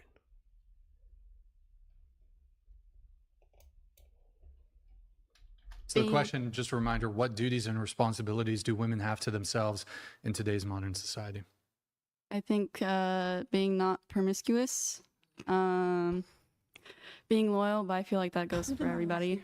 Respecting everybody, especially men and all that they do for us. Do you have something to say to Haley? I'm saying if Marion? men are sleeping with someone. Did you grow up like Amish or Mormon or something? No, I actually, my family is liberal. How do they feel about your views? How do they feel about my views? Yeah, and where are you from? I'm from Santa Cruz, California. Really? Really liberal. Wow. Really liberal. That's crazy how you've been like changed like this. My family. So crazy. Yeah. It's pretty crazy. Well, I do think there's a ton of shit wrong with society, and so it can push women back to the extreme. Of Totally, let's go back to the way things used. How is it at extreme just because she said that men should be respected for everything they do in the community, in the society? Like, just that simple line made all the feminists go crazy. This is amazing. To be because the Cardi B songs and the pop and the WAP songs and all that shit is not helping men take women more seriously. So we can't control the movies that Hollywood makes or the songs that people put out. But what she's saying is we can control ourselves and we can go back to being more old school and Victorian. Exactly. That's all. Not even old I just school, don't just know. being respectful of yourself and not showing off your body type. I think that's every man, But if you feel good in it, that you like can- it, that I can think that's walk more of a personal by, choice. every I man on the personally like it for that. internet posting your sexy pictures on your Instagram, that's a saying, "Oh, it's just for myself. It's just for Right, myself." but this is like a societal I don't issue. This think is we not can help just it like that we're so. And I'm glad it's a woman holding other women accountable, because you guys know when it's a man saying the exact same things that a woman just said, he will probably get canceled, get attacked, because all she said is she wishes and hopes that women can start to respect men more for what they do in the community or in the society, and for them not to be naked on the internet. And these women, 1, 2, 3, 4, just went crazy. They don't like it. Right? Like, why does it matter though? It's totally fine for you to say, for you dressing a certain way or posting a certain thing, you don't like it, it makes you uncomfortable. That's totally fine. But to like put other women down and say like you have a duty to be not promiscuous and you being promiscuous is wrong is just. Well, she didn't put women down. She just gave her opinion of what she wishes women could do more of. If a woman told me that she wishes men should respect women more, and I say she's putting men down, I would understand if somebody called me dumb. I would understand if somebody called me stupid. She didn't put women down. She just simply said, respect men more, respect yourselves more. How is that putting women down? Ugly. It's very like Middle Eastern. Well, Like, women should be fully covered and wear parkas and keep their hair covered. She didn't say that. I think that if Thank you you want for that men to person. respect you, then you shouldn't be dressing I don't care promiscuously if they like with respect the me. gym. All those girls that wear the super tight, they're in their bra and they're in spandex that you can literally see like your outfit. everything. I love But it's not about You, feeding you the can see the, men. It's you also- can see the vagina, and they're like, hold on, let me finish my point. Let me finish my point. Exactly. And all the women are like, oh, why is this creepy guy? Why is he looking at me in the gym? I'm just here to work out. But you're literally dressed in, you're literally, let me finish my point, please. Sounds like you're jealous and you haven't tapped into your own femininity or She's sexuality getting yet at this point in your life. Please don't interrupt me. Oh, yo, even this one is a feminist. She, in the beginning, she tried to act like as if she was nice and different from these three, but she joined the bandwagon of attacking her as well. I hope she knows how men feel when they try to speak up about something as well.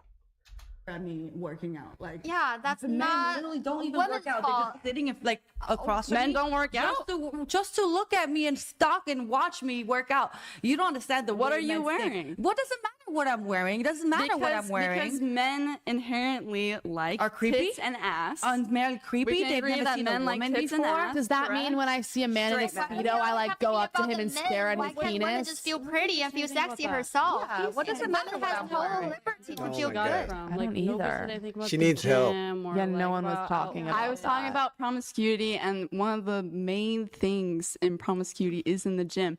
All the girls wear super tight bras, having their boobs pop out. That's true. Yeah, and their boobs are popping out, and they wear spandex that go right. Yes, I go to the Then gym. what about, like, that men ride, working that out ride without a up, shirt? that ride up. Yeah, you wear ass. sweats and a long sleeve. See a vagina. They're I just don't attacking see her. what's, Guys, she what's wears a the sumo problem, suit what's the to the problem with I go to the dressing gym and I wear leggings. like a and real I always wear person leggings instead of because I don't dressing want my like bare butt like an on. object. Then ask like Lululemon, all these brands to stop like producing like tights and Don't buy them. They can't stop producing them. It's capitalism. It's a business. You know, if you do something that empowers women, you're gonna make money. So those businesses don't care. All they want is their, quarterly money. They don't care about dress this, dress this. If they make something and the women keep buying it, they're gonna keep making more. I would do the same thing. I'm not even kidding. They're actually really bad for you. They're made out of plastic, so we should all stop wearing that. Actually, Save the honestly, environment, guys. Yeah, we should wear cotton. You're touching on a topic I would have loved to spend the whole podcast talking Yeah. about. Instead, we talked about a bunch of bullshit that I'm not. I know. What was the topic? She's saying Gym that clothes. women dress too promiscuously at the gym. Wearing a Basically, sports They do. bra And and that shorts that's the is reason too men don't promiscuous. respect them and overly Yeah, sexualized. and Yes. it's women's fault if they got hit on. A nice butt is a Yeah. Women are like God made me like this. One, you guys can make your arguments just one at a time, please. Go ahead. women are like, why is this guy looking at me when you're literally dressed in nothing? But did Like, any of us is that say that? logic?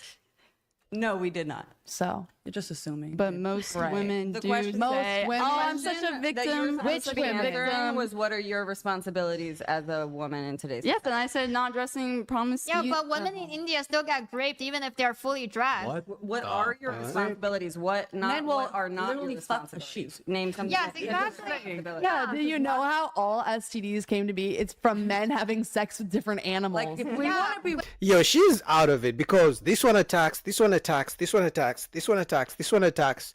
So, and the reason they're doing all that, obviously because they're not really making any good arguments, but because they want to throw her off. You know, when you have so many people attacking you, you can't focus on one. So you may lose. So it looks like she's losing, but that's because they're all attacking her at the same time. This one is asking a question. This one is bringing an example from India. This one is talking about something else different. So she's winning, in my opinion, because she has to take on 4 hyenas at the same time. Real. Let's be real. Like Hold on. that's I'm the gonna need real a honest- fact check Honestly, you that. guys, like men There's are all not something we should STDs. be I'm pretty sure respecting or chlamydia looking came up from like to. a think dolphin or a AIDS came cat or from, something. it was AIDS came goat, from I like think. monkeys or something. Yeah, Everything came AIDS from came an from animal. sexual intercourse with chimps. From men having sex with animals. She's White out on maybe it. this could have been way more. I mean, I get her point. Some women do dress. But those animals were naked, so it's their fault. Oh my God! Yeah, they looked at me. They're too loud. She looked at me like this. Stop for a sec. Go ahead, Felicity. I get your point. There are some women that overdo it, but I don't think it's really as common as you're making it seem to be. Yes, like, it is at all. common. I go to the gym pretty often, and I mean, I just wear leggings and a t-shirt, and I'm not bothered if other women want to wear a sports bra or shorts or leggings. It doesn't matter, and it's not as common as you may think. And you have every right to choose not to dress promiscuously. Yeah, that's exactly. Yeah, Personal choice. Yes, but my issue here is why do they complain about men staring at them? The women who so dress many women in the so many. They complain on TikTok. I don't know why these women are acting as if these some women are the ones complaining. They are complaining right now just because she said something, and then they go on TikTok and complain some more. So, but they're acting like as if this doesn't happen. And then this one for her to say she doesn't see it in her gym. I don't know what gym you go to, but any gym right now, if you go to any gym right now, you probably think you're going to a strip club. Women are like, little. why is this creepy guy looking at me? But guys will still stare at you if you're even attractive. frat parties, even like frat You don't wanna parties, talk and they're about like, frat parties. That's like literally almost every woman gets at one of those. Yeah, like Okay, no matter guys. what. Like Can we okay. Yeah, end like this? I get hit on even if I'm just wearing normal t-shirts and jeans. I'm not So saying then you, she's wearing I'm normal not t-shirt saying and that. jeans? I'm not saying that you wouldn't get hit on. I get hit on And when so you're what? wearing nothing. Even I like staring at a woman who I don't is take any who respect. has like nice outfits, workout outfits, because I appreciate her being disciplined and being dedicated to her health routine. Yeah, and looking good. exactly. Can we watch your drink? She's got some jokes. This is the part of the show that can prove Chair One's whole worldview wrong is how women will treat other women in social situations. Her views differ, so let's dogpile and make her feel bad. Do you feel like they did that? I do think that they were all speaking at once very loudly. So I Yeah, because they're trying to throw you off. You know, you are speaking some facts, they didn't like it, so they decided to attack you at the same time so you don't have a chance to respond to them. do agree with the dog pile thing, See- but I don't. They didn't make me feel bad. See what you're doing? You're going against the sisterhood. Yeah. And the sisterhood She is. will not tolerate dissident opinions. That's Yeah, not. but It's we're at a Sisterhood is not panel. strong with this one. What I know. Yeah, they're gonna call it pick me next. I'm even surprised they haven't called it pick me yet. Because anytime a woman says anything positive about men or respecting men, anything good about men and telling other women to do the same, oh my God. The sisterhood goes off. You pick me, you hate women. How can you hate women? You're a fellow woman. No, women are doing it for themselves. You're not strong. You're putting down women. That's one of the things they said. You're putting down women. Oh my God. I'm feeling sorry for her, man. I wish we would have been talking about this on the entire show. It's That she not- said Exactly. she has an interesting perspective, and I'm not saying she's wrong. She's very valid in her points, Yeah. and her opinions are 100% valid. I think it was worth a bigger conversation, not a 2-second, please spit your answer out and let's move on. She's totally allowed to have her own opinions. It's when she tries to force them onto all women that I have a problem with. Yeah. No, she didn't force nothing. She simply gave her opinion. You didn't like it, and your comeback is you're putting down women. You're forcing those things on women. No, she said, my expectations are women should respect men and they shouldn't dress naked. That's it. And you didn't like it. Anyway, man, shout out to whatever podcast. Shout out to Brian. Link down below to the full video and to the channel. Next up, we have this woman who's complaining about men approaching women, and one of the reasons men have stopped approaching women anyway. So Currently on the planet, there is no one with more audacity and gall and confidence than the men right now. I'm telling you, they need to package it up and sell that. That would save the economy, because 2 instances this week that are mind-blowing for me. One, because they just happened like back to back, but I'm like, y'all are actually insane. One, This man, I'm walking to a Nordstrom, yada, across the street from the parking lot, whatever, go in, there's a bunch of different stores over there, yada, yada. He apparently sees me walk across the street and then hurry up, parks his car, and goes looking for me. I'm already in the store minding my business, trying on a shoe. He comes in, panting, out of breath, da da da. He's like, oh my God, I found you. I'm like, wait, what the? I'm already barefoot, trying on my shoe. And he's like, I found you. And I'm like, you found who? Who? I don't know you. And he's like, I went to the other store, and I went to this other store looking for you, and I finally found you. Who are you? And he's like, you were just so pretty. I saw you walking, so I just went looking for you. I had to find you. What? And he's like, yeah, can I take you out? Can I get your number? Is that not insane? I would literally think, no, you scaring the hoes. Like, no, like, that's scary. Why would somebody want to, like, what? And I'm just like, oh. So I'm like, I always have to give my number because men are insane. Like, they will call you right there to make sure you gave them the right number, like all these type of things. And I'm just not trying to die off of a number. Okay, I'll give you my number and block you. I mean, any man who watches this video and continues to approach women in public, you get exactly what you deserve. Because they are telling you they don't want you to approach them. Forget the videos that you've seen on social media of women complaining. I've even done some reactions on them. Or why are men not approaching us? Why are men not approaching us? The reason men are giving up on approaching is because of women like her. Because that guy was lucky that she didn't pull her phone out and start recording him and put him on TikTok and make him go viral. Maybe even lose his job. You know, all she's doing is making a video after the event. But most cases, we have seen videos of women pulling out their phone, putting in the guy's face, leave me alone. Oh my God, he's trying to harm me. And that alone, you go viral, lose your job, maybe even go in jail. So men, if you watch this video and you still want to walk up and approach women because they look good in public, you will get what you deserve. You guys need to, they're telling you stop approaching us. Don't care about the ones who are complaining you don't approach. It's better to keep yourself safe. As soon as I'm in a safe area. So that's just insane. So let me know if y'all thought that was insane or if that was just, I don't know, I guess chivalrous or like, I don't know. Just definitely not if he wanted to, he would. Because I just feel like that was crazy. Situation number 2. This man, I'm eating my quesadilla at a taco truck, which I'm always at. And so then, minding my own business, windows up, everything. He hops out of some minivan, which he was like it was his driver or something. He's iced out, got whatever. But looks like feature-wise and whatnot that he snuck on the earth. Scary looking, right? And so he's like, knock, knock, knock. I'm terrified. Don't be knocking on my windows. Like, I don't do that. I don't roll down my window for like nobody. So I like crack it just a little bit because once again, terrified. I don't know what you could just like shoot me. I don't know. So roll down the window just a little bit, right?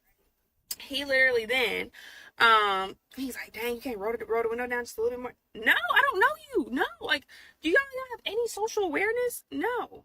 So I'm just like, what's up? What do you need? What do you need? And he's like, oh, I just want to talk to you. Okay. And he's like, yeah, you just, mad pretty, blah, blah, blah. And he's like, can I take you out? I'm like, no. And so then he's just like, well, I do want to let you know that like right now, they looking for me. I may be going to jail. My lawyer said I probably will do some time. So like, will you wait for me? No, I just met you. You just met me. What? No. Do I? First of all, that story sounds so unbelievable. But hey, guys can be crazy out here. But again, guys, if you're gonna approach a woman in public, I'm telling you, the 2 things that could happen these days.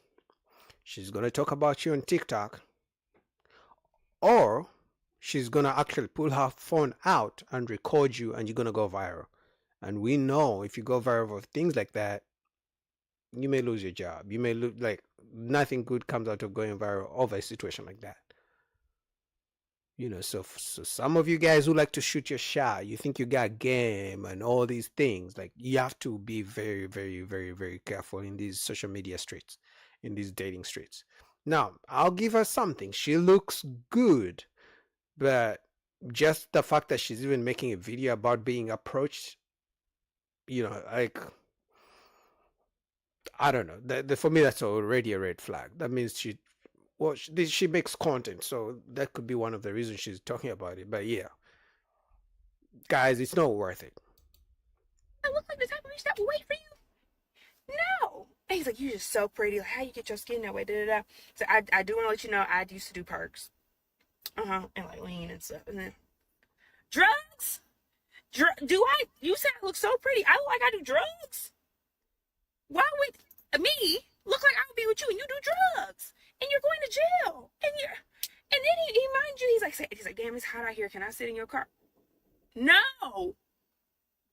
So I'm sick and tired of having to like appease and oblige just so that I can survive the encounter, get away, and then block people. Because I feel like y'all need to have some social awareness to like leave women alone. Okay. Is that not insane? That is so insane. Oh my God. So the lesson from that was that y'all need to move with the same level of confidence as Yeah, I mean, I agree with her. Man, you better leave women alone because you're gonna get in issues.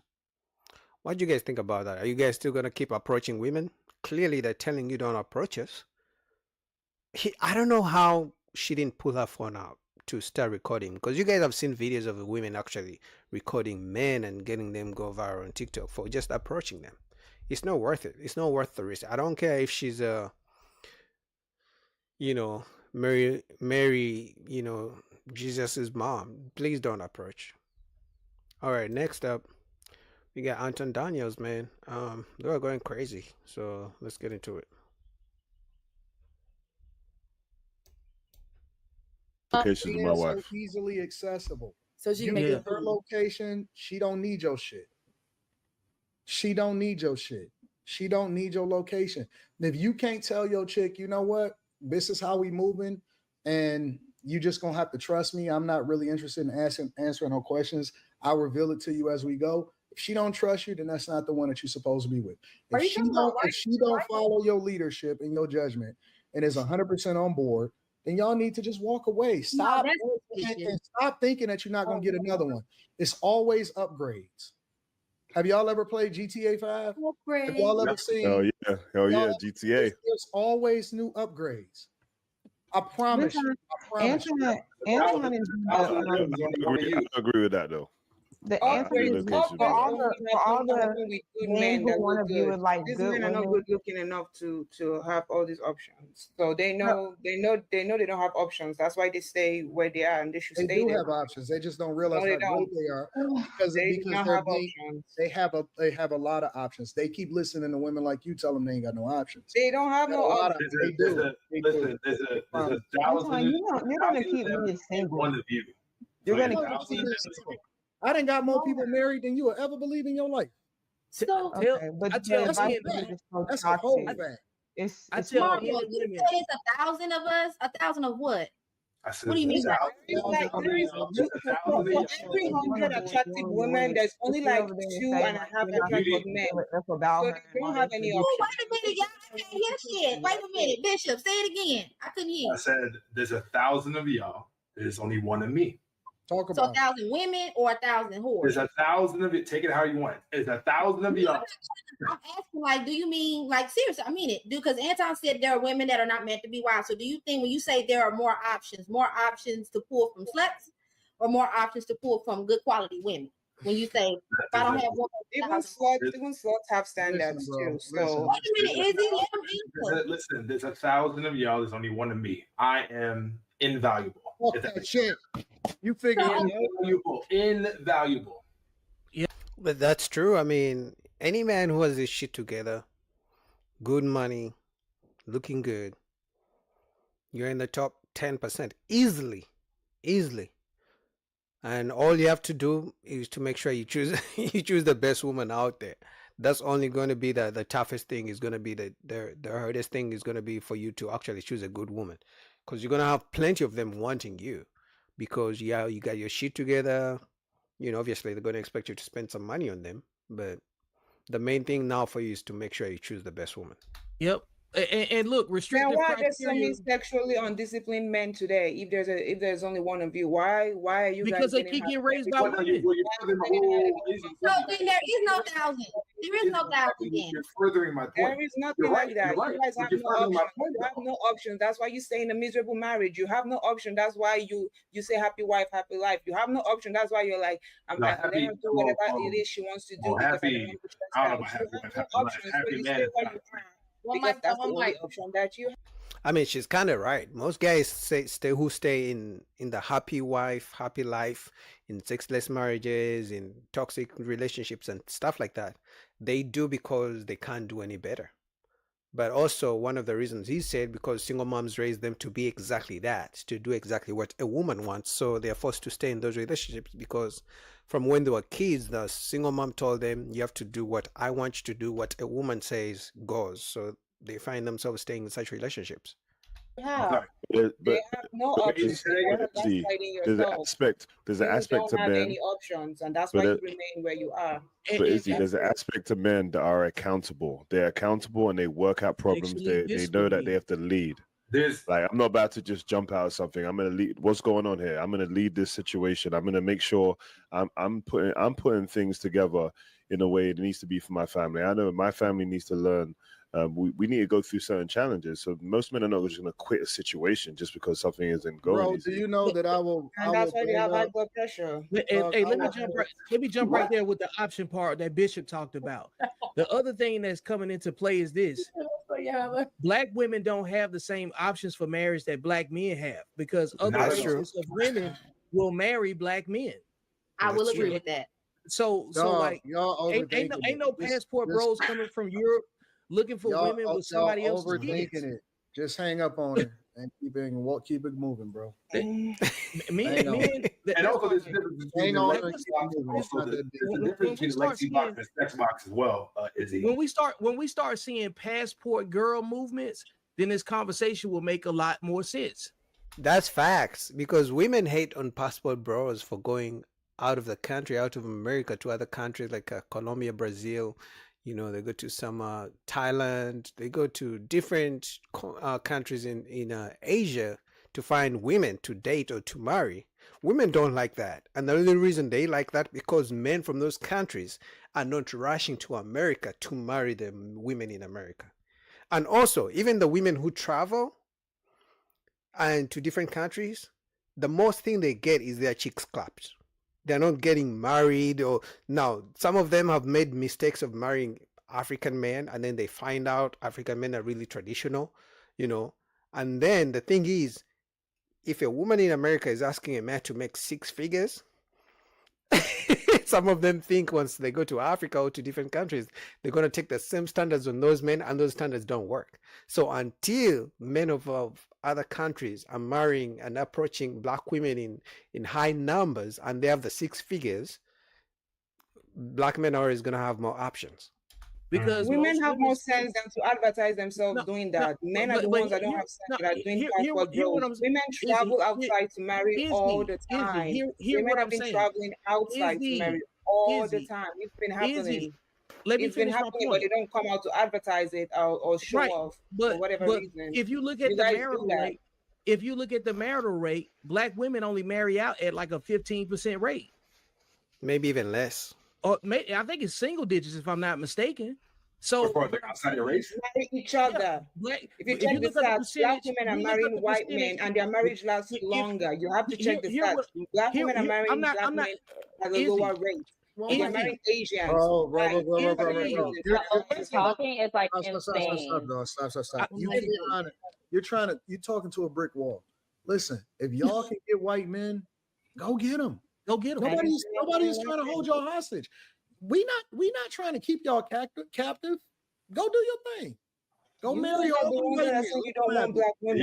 Usually those situations not really like out of like real love. So that's the reason why. They talking like that's a threat. Okay.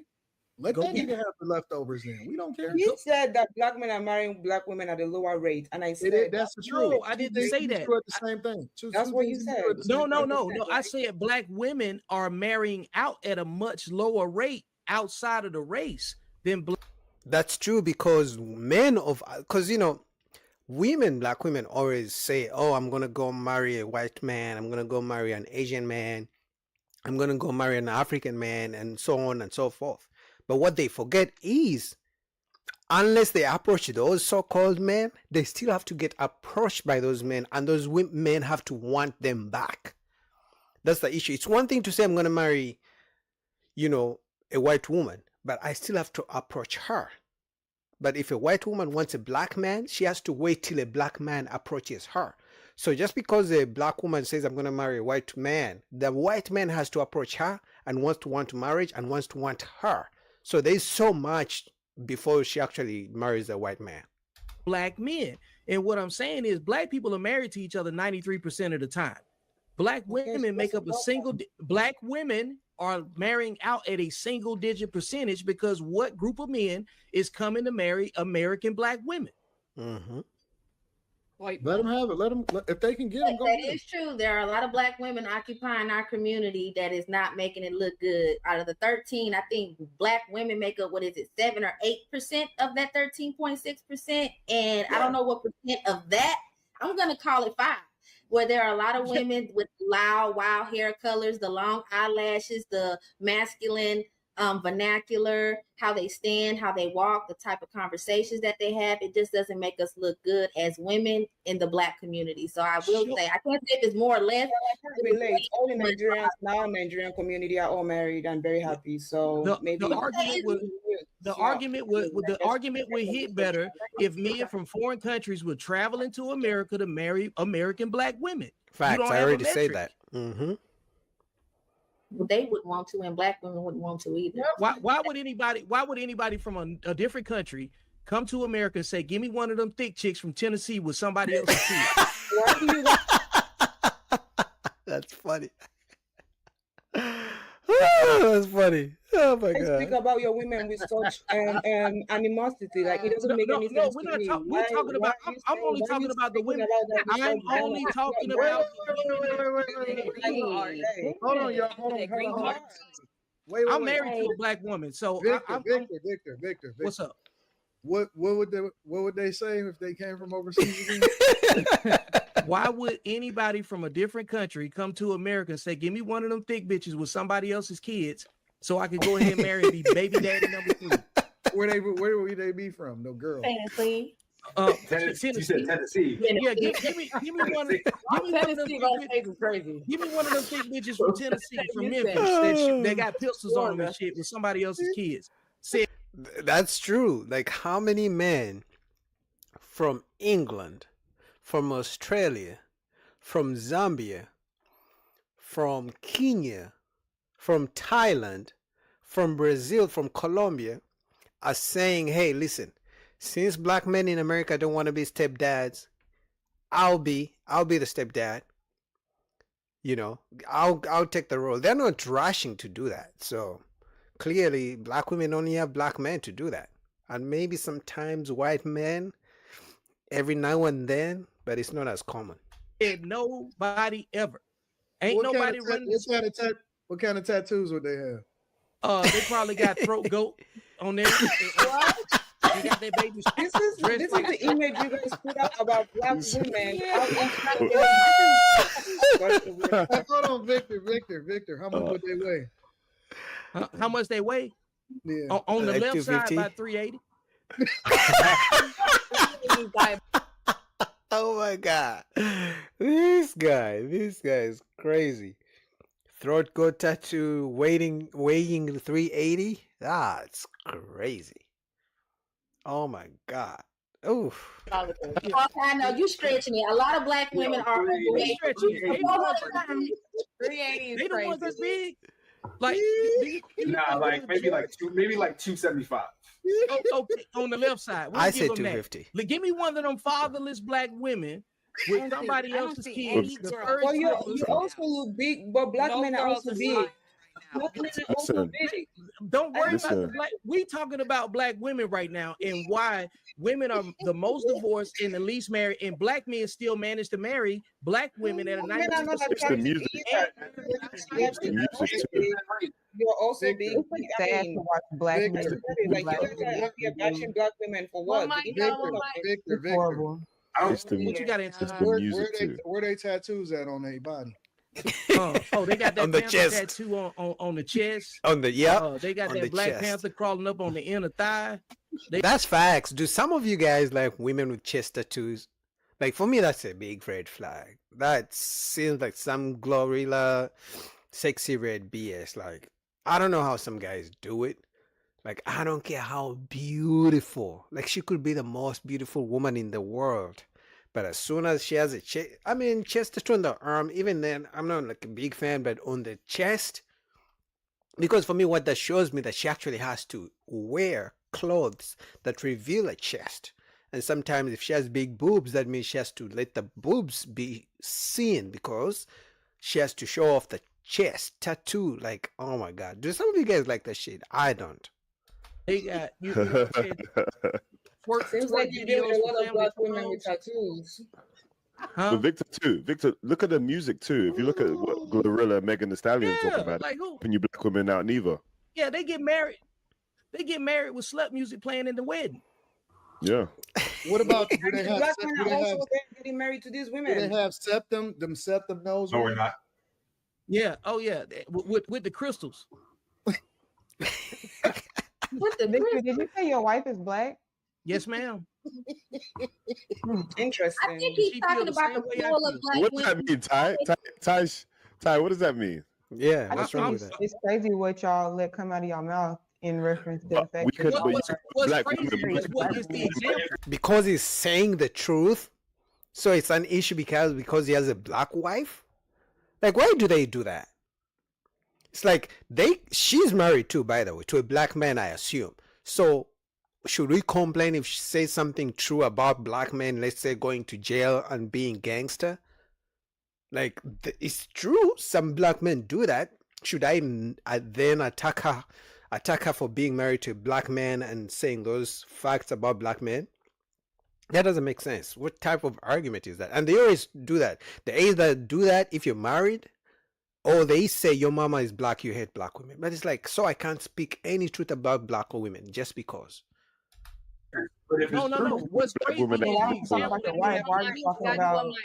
Why don't you talk positive about the woman that you're with instead of we talking talking about so behavior? My wife on the same black sheet of women music in general? My wife is on the same sheet of music that I'm on. She said, Yo, black Victor, women you don't that are let single- nobody. Victor, don't let nobody censor you. You talk your shit. Oh, ain't nobody finna censor me I'm asking a because question. my I'm wife asking a no, question. my wife I can ask follows you a what question. I say, and she says that black women Antoine does the will mess same around thing. and be 35-year-old grandmamas out here What chasing do I do? dick. What do I do? You talk horrible about black women when you're married to a No, black woman. I'm talking about the black women that fit the behavior. Not every black woman. Yeah, fits Why do they think use that that they're argument? saying that you're like this because you're black. It's like talking about the low pool. He No, just talking let about the ones that Every conversation have to end up with bashing black women. The statue. But let me tell you the difference. Statue in New York. Does she have a tattoo on the No. I talk. We're only talking about the black about- women that fit the Hold on, behavior. If you hold on, don't hold fit on, the Vic, behavior, hold I'm on, not Vic, talking hold about on, you. Vic, hold on, I mean, if it don't apply, Black men with tattoos on their face, on their tongue, and all of if it don't apply, hold on. Here's the thing. I talk bad about black culture, the things that we celebrate the most. And if it don't apply, then let it fly. The difference is I actually have a phenomenal person that's in my corner. And the thing about it is that she's never offended because none of the things that I say is applicable to her. Exactly. And she's way head and shoulders above all of these hoes out here in these streets. She ain't never been with another man except for me. She was a virgin in real time. So, it's a high level, it's a high bar. She don't speak unless I tell her to speak. She move accordingly, and she the beneficiary of my greatness. So she not the average chick. Ty, to the men's point, they are always talking about hood women. No. Let's be clear. She not the average chick. Yeah, they're gonna say you're controlling your wife, Anton. They're gonna attack you. They're gonna say your wife is a pygmy. They're gonna say you're controlling her. She's a slave. It's different for her. She don't qualify to be a part of these conversations. She be laughing. You know what I'm saying? So she different. She good. She all the way good. Yeah, I don't think the men are talking about black women specifically. They're just talking about the good culture which women inhabit. Well, the thing is, the title of this is Y'all do one mic and then we gotta go super chats. You can go ahead. I'm talking about behavior. If you don't fit the behavior, then it's nothing to talk about. That's just it. If No, it's just the sisterhood, really. At the end of the day, they don't like the good women. So I'm assuming she's gonna say she's not anything this guy was talking about. She's gonna say she's the good woman. She's the opposite of what she was talking about. But even these so-called good women don't like men to hold the so-called bad women accountable, the ones with bad behavior, because of the sisterhood. At the end of the day, they that's why I'm saying, for me, the mindset is all the same. The outside look could be different. Right here, she doesn't look like Glorilla or whatever the fuck her name is, or Sexy Red, but the mindset is the same. Because if a man can't even hold Sexy Red accountable because this one is gonna say you hate black women, for me it's the same mindset. What do you guys think about that? Shout out to Anton, link down below. All right, let's move on to Just Barely Things. Let's go.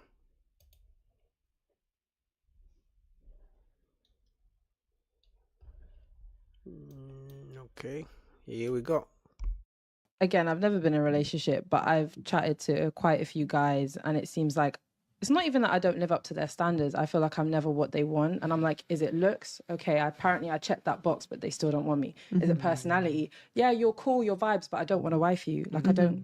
I don't get it. Mm-hmm. You say you want personality, but you still go and try and treat a girl like mm-hmm. And I know this is not all guys. I understand mm-hmm. that. And maybe this is just the guys I attract. Mm-hmm. I don't know what I'm doing, but okay, cool. Mm-hmm. But I just feel like maybe society as a whole, not everyone, we do care a lot about looks. And I think that is a lot about like it's very superficial. I think a lot of guys are very superficial. Again, not all guys, but maybe a certain kind of guys, they just care more about looks. Could I give you some? So they have an issue when a man really cares about looks. But as soon as a man says you care so much about height, you care so much about the money, you care so much about me taking you to an expensive dinner date, then they say, oh no, these are my preferences. I'm a queen. I can demand whatever I want. But the only thing most men care about is the looks and you being nice to him. But you guys care about a man being bald. I can't control that. A man being tall, men cannot control that. You care about a man making so much money. It's not easy to make so much money and then spending it on you. But then you attack men for caring about looks.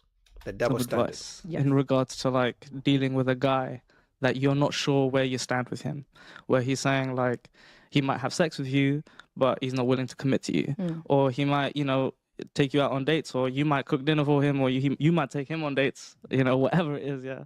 But there's no commitment. There's no long-standing chance of a relationship, yeah. If you're dealing with that kind of situation, I think there's one sentence that would clear up the whole thing. Would you like to meet my dad? Bang. What if you don't have a dad? Okay, fair enough. But would you like to meet my family? Would you like to meet my brother? Would you like to meet my mum? As soon as you take it there, I'm sorry, but there's an immediate decision that partner has to make. Am I actually serious about this? I want to? Am I invested in this person enough to actually engage with their family? Yeah.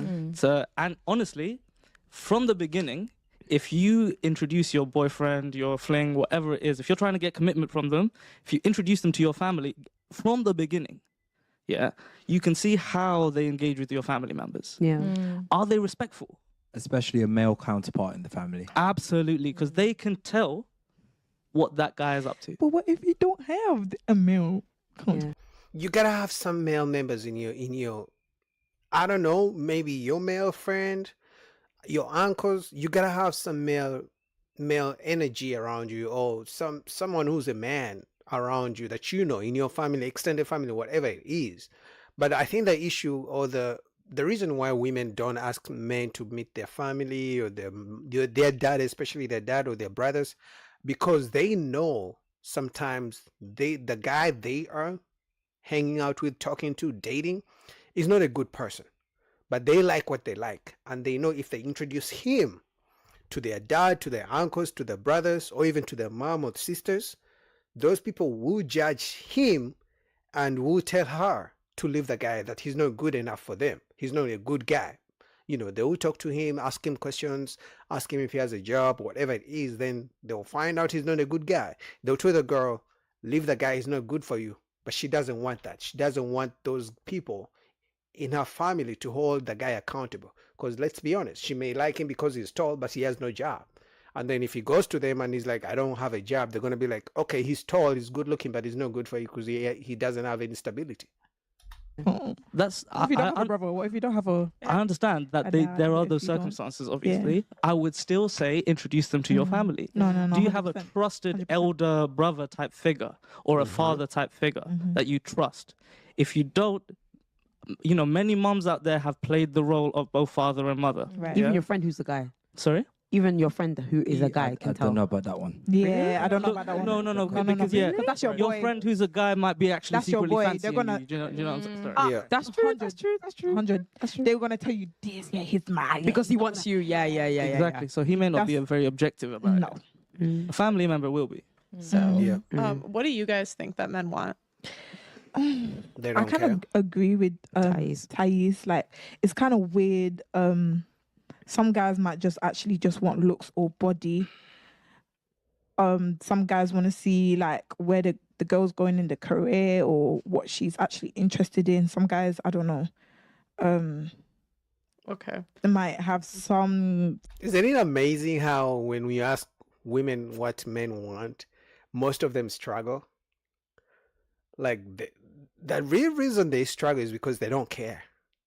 Because they're used to men giving them everything. And another reason they don't know what men want is because they actually cannot give men any of those things that men actually want. So that's why they struggle to name things men want. Similarities or something. I don't know. I don't actually know. What about you? From what I've gathered from guys that have been interested in me, as well as like guy friends, most of the time they don't want a plus size girl because either they're afraid or embarrassed or whatever. Or if they do, they only want to be low key about it. They don't want to show you off. They don't want people to know that they're like talking to you or trying to do a thing with you. But most of the guy friends that I've had usually want like girls, definitely big bum. It's always a big bum. Always. And then but thing is, most of the time they want the big bum, but they don't want the things that come with the big bum, like the natural stuff that come with the big bum. Hourglass. Yeah. They want the nice boom like figure. So I want to hear from. I believe that men's thirst for big bum, big booty is almost the same as women's wanting of a tall man. The difference is more men would be willing to have a woman who has no bum, who has no booty, more than women willing to be with a short guy. Let me say that again. More men are willing to settle with a woman who has no bum compared to women willing to settle with a guy who is short. And let's not even talk about the money. More men are willing to settle with a guy, more men are willing to settle with a woman who's not as pretty or what they consider pretty compared to women willing to settle with a guy they think is broke or they think is not on their level. From the guys. What do you guys What do y'all want? If you guys wanted to get married, what would you look for in a wife? Do you want to go first? I'm gonna get hate for this, but submissiveness. Number one. Oh, okay. That's fine. Okay. For me, look, I'm a Muslim. I may not be religious, but I try to be. submission isn't the word that I tend to use. Mm-hmm. You're like, if a woman is submissive to God, then she will do her duty as a wife. Mm-hmm. Yeah, That's not true. What I require from a wife is fun. If there's one word, it's cooperativeness. What does that mean? That you have a wife, a partner, that is gonna ride or die with you towards the same goal, towards the same end. Yeah, that is the fundamental quality that I require from a woman. Beauty will fade. Facts. Beauty will fade. Not all the time. Not all the time. Look, there are some 50-year-old women out there that still got it. God bless them. Yeah. Yeah. Right. True. Yeah. But listen, cooperativeness, like, are you going to be holding it down, you know, whilst I'm struggling at work? Or, you know, if there's kids at home crying and screaming, are you going to give up easy? What kind of character do you have? Do you have resilience? Do you have, like, the ability to give me peace when I need it? Are you going to be able to take care of things as I need you to, when I need you to? Yeah. Like, I'm not saying have a woman, like, at the end of a whip, yo, do this for me, do that for me. No. It's that. What was that? You could carry on. The main thing, I think, is just that fundamental cooperativeness, that we agree towards the similar goal or the same goal, and that we're both gunning for that together. Now, we might have separate roles when gunning for that same goal. Yeah.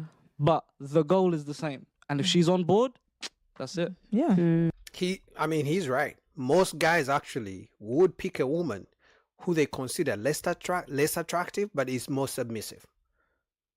Less pain in the ass, to put it in simple terms. More peaceful. Most men, we're talking about marriage, would rather a woman who's more peaceful, who's gonna work with them, not always butting heads. Let's go here, and they're like, no, let's get here, let's get a house here. No, this is no good. No, they don't want the back and forth. They would rather a woman who's gonna work with them, not argumentative, not starting fights, not nagging. Even if, you know, she's not considered a 10 or as beautiful or whatever, over a woman who's a drop dead gorgeous, who's gonna be always giving them a headache. I agree. Ish, what about you? You said a lot of things as well. So, but like, just to add on to what you guys said, I just want peace. I want someone that can bring me peace when I come back from the world that I'm having to fight in order to kind of bring something to the table. From your answers, ladies, it sounded like you girls didn't really know what men want. They don't. I didn't say anything. They don't care. Fair enough. Well, so like that would more indicate you don't know what men want. If when I ask you the question, you say nothing. No, they no, to be fair, they answered, so, and then it continued. But Hey, but it sounds like you have an indication of what you think men want, and you're doing the things that you think men want, and then you're not getting the results exact of what you want. I think, and it's the ego too, because they don't want to ask men, what do you want? Because they've been, which maybe if I want to play devil's advocate, they have been taught that they're the queens, they are the prize, that men should do things for them. So for a woman to ask a man, what do you want me to do for you? She's going to look at it like she's losing her power. You know, she's going to look at it like, I'm the queen, do everything for me. So I could see and understand why they don't know. But at the end of the day, if you're out here dating, it's on you. It's your job. It's your responsibility to figure out what the person that you're dating expects from you, wants from you, at least on the fundamental level. Because everyone is different when you break it down. But on the fundamental level, you should know as a woman, what do men want what are the most important things most men want. If you don't know what your man wants, at least ask your male friends, ask your brothers, ask your dad. I don't know, ask whoever, whichever man you want, but at least try to find out the fundamentals, you know. But what do you guys think about that? Shout out to Pearly Things. Next. Yeah, I think we still have Pearl, right? Yes, let's go.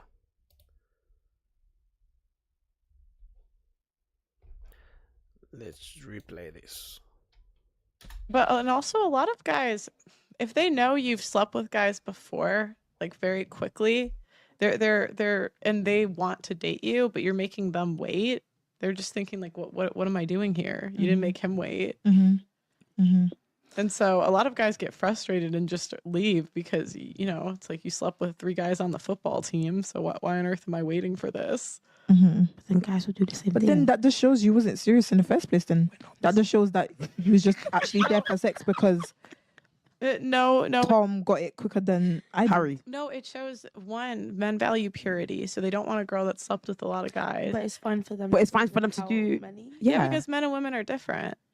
Like it's easy for us. You can walk outside. I could walk outside. But we're all human, no? What? Okay. No, I agree. We're all human. Like it's not like girls don't want to have sex, but it's valuable to a guy to have a girl that hasn't had as many experiences because it lowers your value the more people you slept with. I find that ridiculous. Sadly, I find that it's so true, ridiculous. but in society, it's true. Why is that?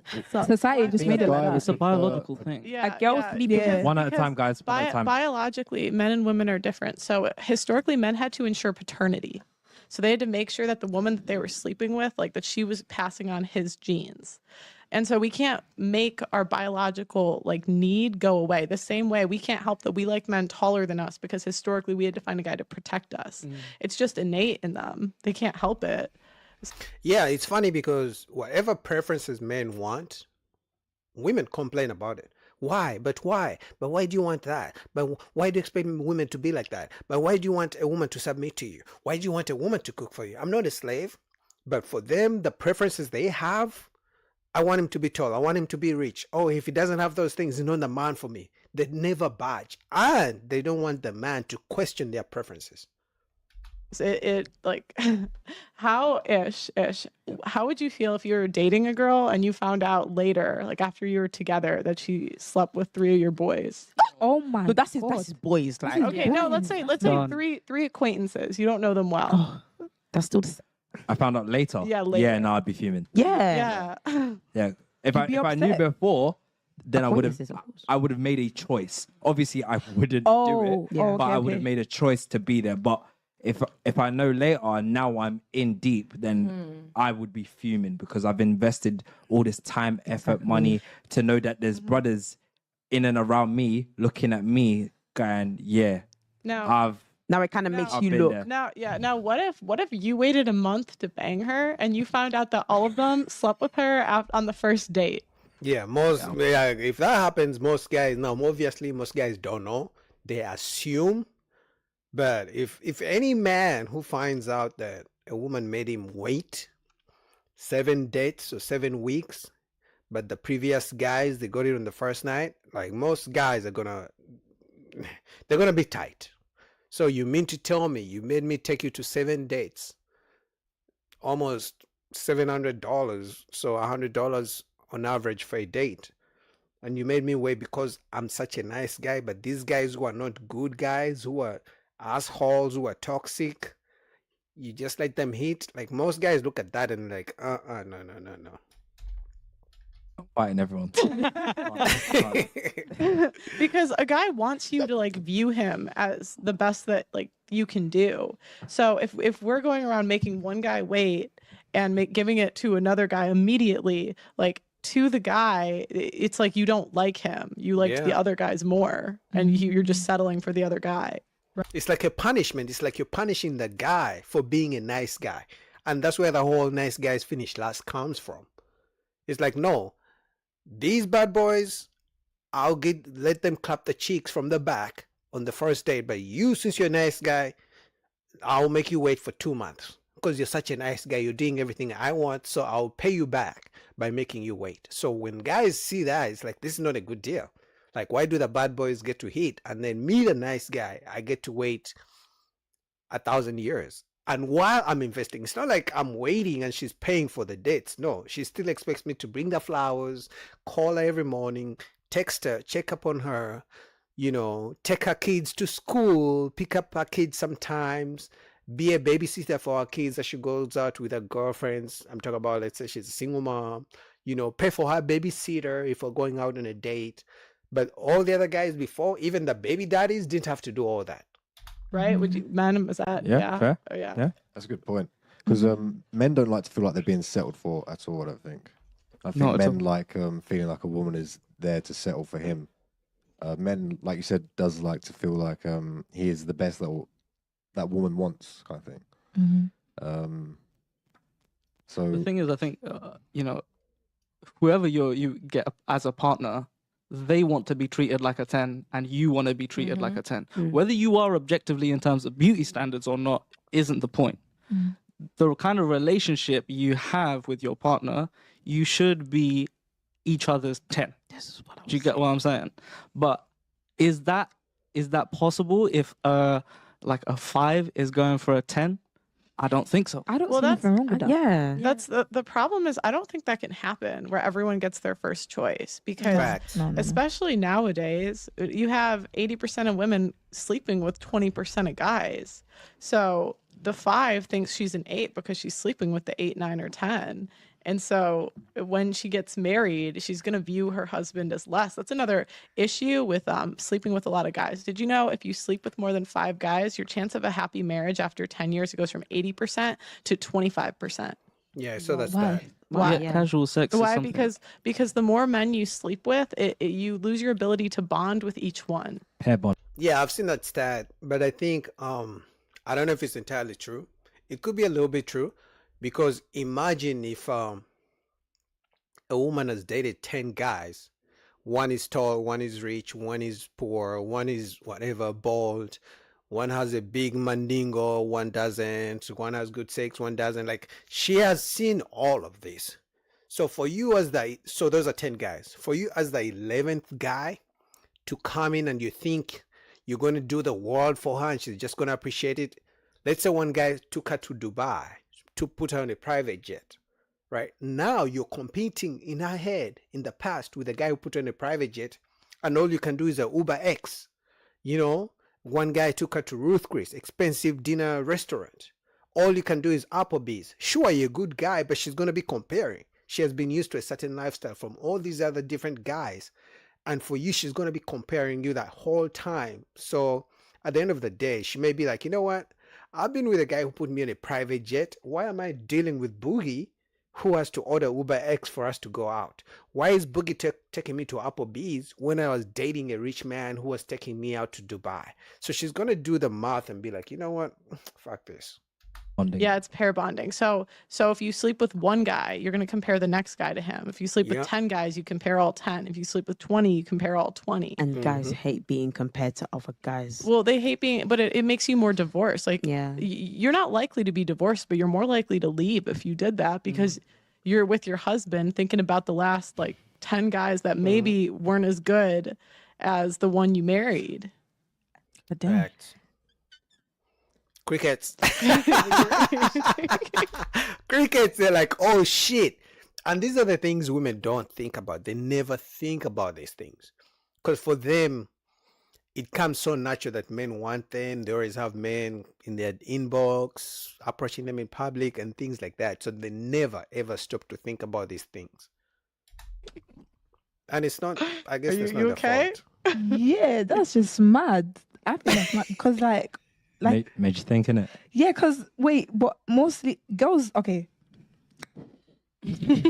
Girls always go for like a relationship. So cool. If they sleep with more than 10 people More and than then they 5. find more than 5 people and they find someone, are they still gonna be okay, cool, like he's not as best as Jake? Like yeah. Well, I think it depends on the girl. It absolutely depends on the girl. Okay. And it depends who she marries. Does she marry a guy that's better than all the guys she slept with, or does she feel like she's settled? Most like, of them like I'll settle. give you an example. If there's a guy, like for me, and I didn't realize what I was doing, right? But if there's a guy that to me is like a 9, right? And he's talking to me, I'm like, why are you talking to me? Because I just immediately think that he wants like sex. Because I'm like, you're a little out of my life. I feel like you just out of my league type thing. Yeah. And it's because, and I didn't realize that's an innate like response to not wanting to be alpha widowed. And an alpha widow is basically when you sleep with a guy that's so high value, no one else can compare. And so every guy, so your husband might pay for it because you're sleeping with your husband wishing it was the other guy. Oh, that's disgusting. Yeah. And I don't know about you, but I've found that there's always girls always have one ex that they like can't get over. That they can't. That it doesn't matter who they date after. They're always thinking about that last ex. And when I was in college, I remember just thinking, "Wow, this is so weird. Like everyone's got that one, and that's everyone's alpha widow." Yeah, and it's even worse. It's worse if the guy had money and was spending it on her. Because every other guy in the future coming after that guy, if he's not treating her to that kind of lifestyle, like I told you guys, if he's not putting on a private jet, if he's not taking her to expensive dinner dates, which I kind of understand why some of these women expect all men to take them to expensive dinner dates, because they could have been at least one or two guys who have done that multiple times. So they believe that's what men should do because they got a test of that kind of lifestyle. So I can't understand why some women, if not most, expect men to spend all money on them, because there's been one or two guys in their past who was willing to spend money without asking questions. So that's the whole point. For me, it's not even just about the sex only, comparing whose sex is better, the ex-boyfriend or the new guy. It's more about, for me, it's about the money issue. Because I'm telling you guys, if you date a woman who has dated a rich guy who was spending money on her, she's always going to compare you. She's going to be like, okay, James used to do everything and used to take me shopping, but you, Boogie, like, you ain't even doing nothing. Like, sure, you buy me tacos every now and then. She's always going to be thinking and wishing you were James. Let's say James had the money spending on her, but he was an asshole. She's going to be like, okay, Boogie's a nice guy, but he's broke. Compared to James, I'll be broke because I'm not willing to spend all the money, and I don't even have the money to take her to three vacations every year. Like I'll give you a story. I tell this story all the time on my show. So there was a girl I went to school with. She was like the girl next door you never would have known. She slept with a guy, or she was dating a guy for like a month freshman year. Okay. And they broke up because he was kind of a player. Like he cheated on her. Like I'm like, a month? Like that's so soon. Yeah, I know. Like you couldn't make it a month anyways. Have you break? Anyway, yeah. So like fast forward 4 years later, she's dating a new guy. This man treats her like a queen. Okay. He bought her a house. She bought her a house, moves her into the house. Where you find him? Amazon? They're still together. They're You still find him on Amazon? Yeah. No, they're still together to this day. I would say he probably wasn't as like good looking as the guy from freshman year, or had like as much of a smooth talker, but like good, reliable, responsible guy. Bought her a house, moved her in, all this stuff. We're at a party, okay, and yeah, I'm at a party. And she's there, and the guy that bought her the house isn't coming, but he's gonna get there in like an hour, okay? And I see her. She goes into the bathroom, and I'm like, "Why is that? Like, where'd she go?" And she comes. I see her come out of the bathroom with the guy from freshman year. For fuck's sake. She was sleeping with him in the bath. I don't know how long or what happened. I just was like, and you never would have known because she was like the girl next door. And yeah, she's like still with the other guy today. So when I think of alpha widow, that's what I think of. Was she drunk? I don't know, probably. Yeah. No. Not an excuse. No. I don't like. I wasn't super close with her like that. We were just on the like. We just like we're the same friends, right? But I was like, oh my god, this happened so long. This is for like she's probably hooking up with him the whole time. And so when I think of an alpha, like that's the problem when you get a bigger and bigger body count is like you're more likely to find a guy that like next guy can't compete with. Yeah, that's true. But anyway, man, shout out to Parley Things. Like I told you guys, if you guys ever so unfortunate to date a woman who has dated one or two rich guys who are spending money on her, because it's one thing for a guy to be rich, but he also has to be willing to spend the money. So if you guys date a woman who has been flown out, maybe she has been a private jet, you know, the guy used to send her money every month, like it's gonna be tough for you to impress her because she has seen it all. So she's always going to be comparing you to the guy who was sending her cash up every month. All right, next. Lapif Network. So let's get into it. Crazy conversation. Again, like I said, though, I know y'all are saying, see, the thing is like, it's very easy for y'all to say on this panel, oh, I would definitely fund a situation where somebody is a vigilante. The problem is vigilantism is illegal. That's the problem. So unless you could, there used to be a time where vigilantism wasn't illegal, and it was called what did they call it? They called it citizens arrest. No, street. It was called frontier justice. So there was and then there was frontier justice, which is the community come out. If you wrong somebody in the community, people will come out there, hang you by the neck, and until you're dead. That's no longer a thing. We don't have frontier justice. We have a justice system, and we have a justice system that tells you you cannot be a vigilante. So at this point, if you're going to ask men to be able to do this, you have to put a system in place that will protect him for protecting you. Because if I have to risk going to jail and going to prison to protect you on the street or protect a random woman on the street, then I'm going to always think about me, myself, and my family first. I will call the police for you. And I will say, hey, look, there's some shit going down over here. I describe it as she's a light-skinned woman with red hair, and there's this dude over here assaulting her. But that's about as far as I can go, because the moment I insert myself and I lose my life or I lose my freedom, who's going to be there to protect me and my family? Sweeney. That's facts. Because it's crazy how they always expect men to just jump in and help random women. But the issue is, you jump in a situation in public trying to save a woman from a man. The man will kill you, and that same night, she will go back home with that same man and let him clap the cheeks. Or let's say you are able to, to beat the guy. You're going to go to jail, and then she will stay with that man. She will go back to his house the same night. So he's definitely right. So some of you guys who want to be, Captain Saver, you know what? You may have to just call the police, especially if you have kids. You have your mama. So what? You're going to lose your life for a woman that you don't know? No, it's different if you're losing your life for your kids, for your parents. That's different. But losing your life over a stranger that you don't know, and the stranger is going to just go back to the same person that you're trying to save them from, like, it's not worth the risk. I have a question for you. Don't you think it's kind of strange that women are fighting so hard for the right to run around naked and not have men notice them? But women are fighting so hard about this. They're like, well, I should be able to be out there however I want.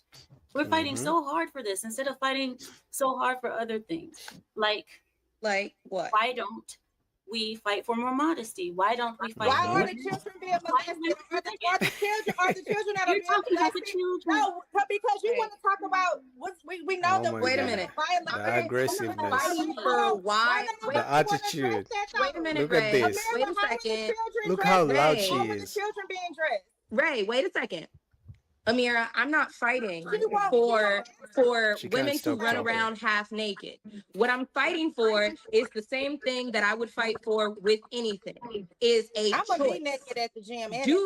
Do you personally want to run around half naked? No, you don't. Yes. Does another woman that may not have representation on this panel, may she want to? Yes.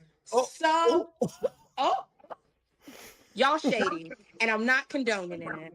So hold on, wait. Here's the tripped out part, right? I'm just fighting for choice. Here's The same the way tripped that out we'll part. go to the polls and fight for pro-choice and say we have a right to define our bodies on the inside, I want us to have that right on the outside. I just want it to be okay.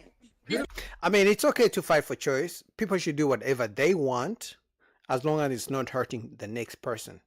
Like hurting them, like encroaching on their own freedoms, right? But then do not walk around naked and then blame or ask black men to protect you if someone comes on you. You feel me? Like if you're walking around naked and then a group of crazy men are saying things to you, approaching you, do not call me the stranger to come and protect you. And then when I don't, you scream, oh, black men don't protect black women. That's all I'm saying. Do whatever you want, but don't expect a strange black man to come protect you. She don't go to the gym. She don't go to the beach. She's not in LA with the vibe. So Ray, I got a question for you. So you would most definitely like to walk around naked, right? Not naked, but I go to the gym every day and I go to the beach. No, on the streets. Would you walk around No, almost in lingerie? Absolutely not. I dress What you got on?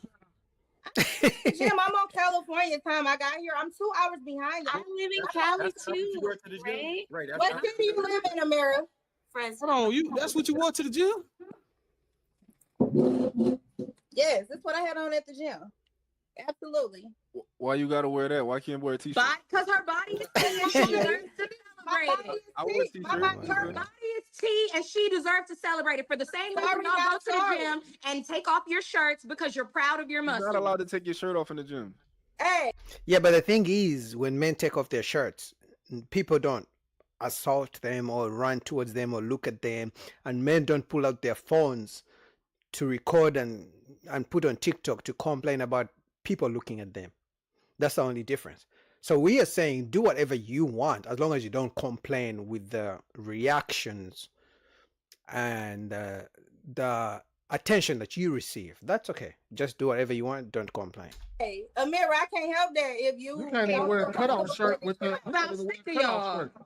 I can't help that if you don't feel comfortable putting this on, baby. But I work out every day, literally. No, your man wouldn't let you go out like that, would he? No, I'm just kidding. Probably wouldn't. That's why I'm saying I'm single as without a bill. So they have a lot of men would be willing to do a lot more if y'all just were just a little bit more like cooperative in general. Like we'd be willing to do a lot more. Like for example, right? How would you feel if I asked you to cover up? If I'm like, hey, it's just making me a little uncomfortable, would you cover up? How would you feel about that? Can I give you an honest answer? I want an honest answer. My husband has said that to me, and I do go do it after I do Not this your right husband, here. I'm What talking I'm about me. doing, Me, I'm a I stranger. yell and I fuss and I cuss and I say I don't want to and I'm not going to, but then I do. I'm not talking about your husband. I'm talking. Yeah, I mean, I can't even believe she's married, and I can't believe she's on the internet talking about when the husband asks her to cover up and not look so naked, she curses and yells. Like, I can't believe she's proud of that. See, this is what I'm telling you guys. So many guys are in marriages, in toxic relationships, toxic marriages, and we think because people are married, they're happy. Because if she's admitting on the internet for screaming and yelling and cursing because the husband told her to put on something that's not very revealing, can you guess what she really does behind the scenes? What really...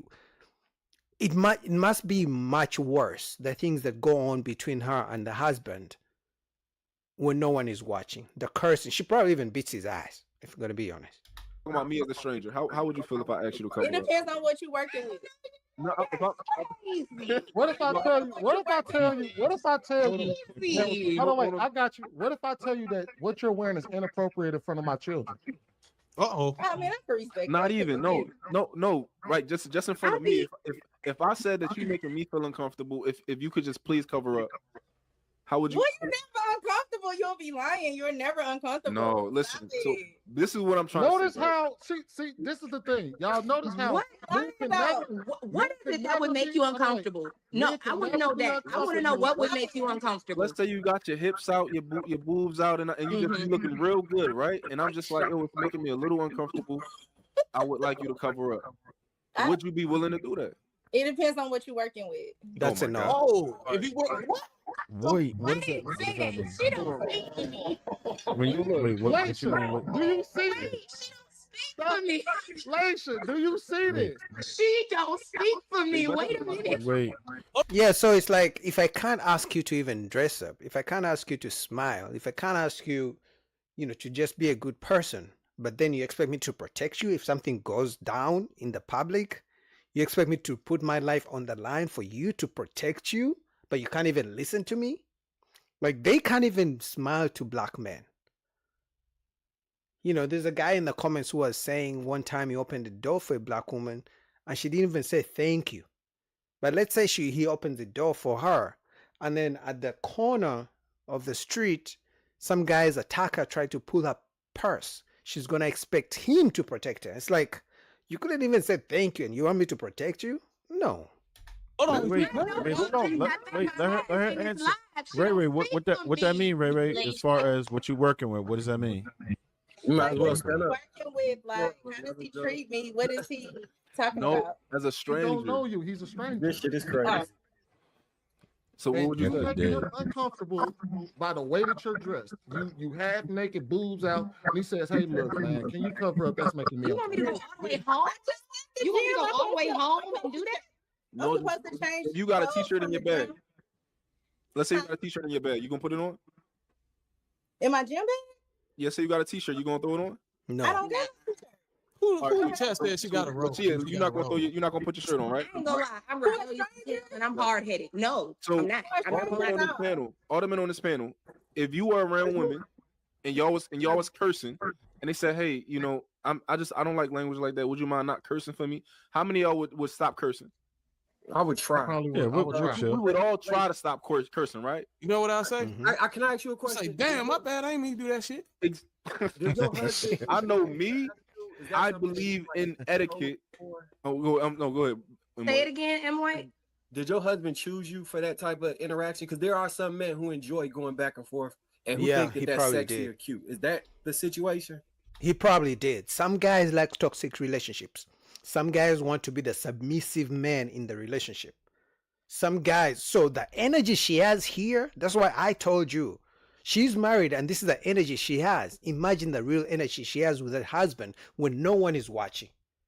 If the walls could talk, the walls in her house could tell you how she treats that man with that energy, because she literally just admitted that she's very aggressive and she's hard-headed. So I'm telling you, some guys like women like her. They go back and forth. I don't know, for some, obviously, personally, I think it's trauma. It's generational trauma.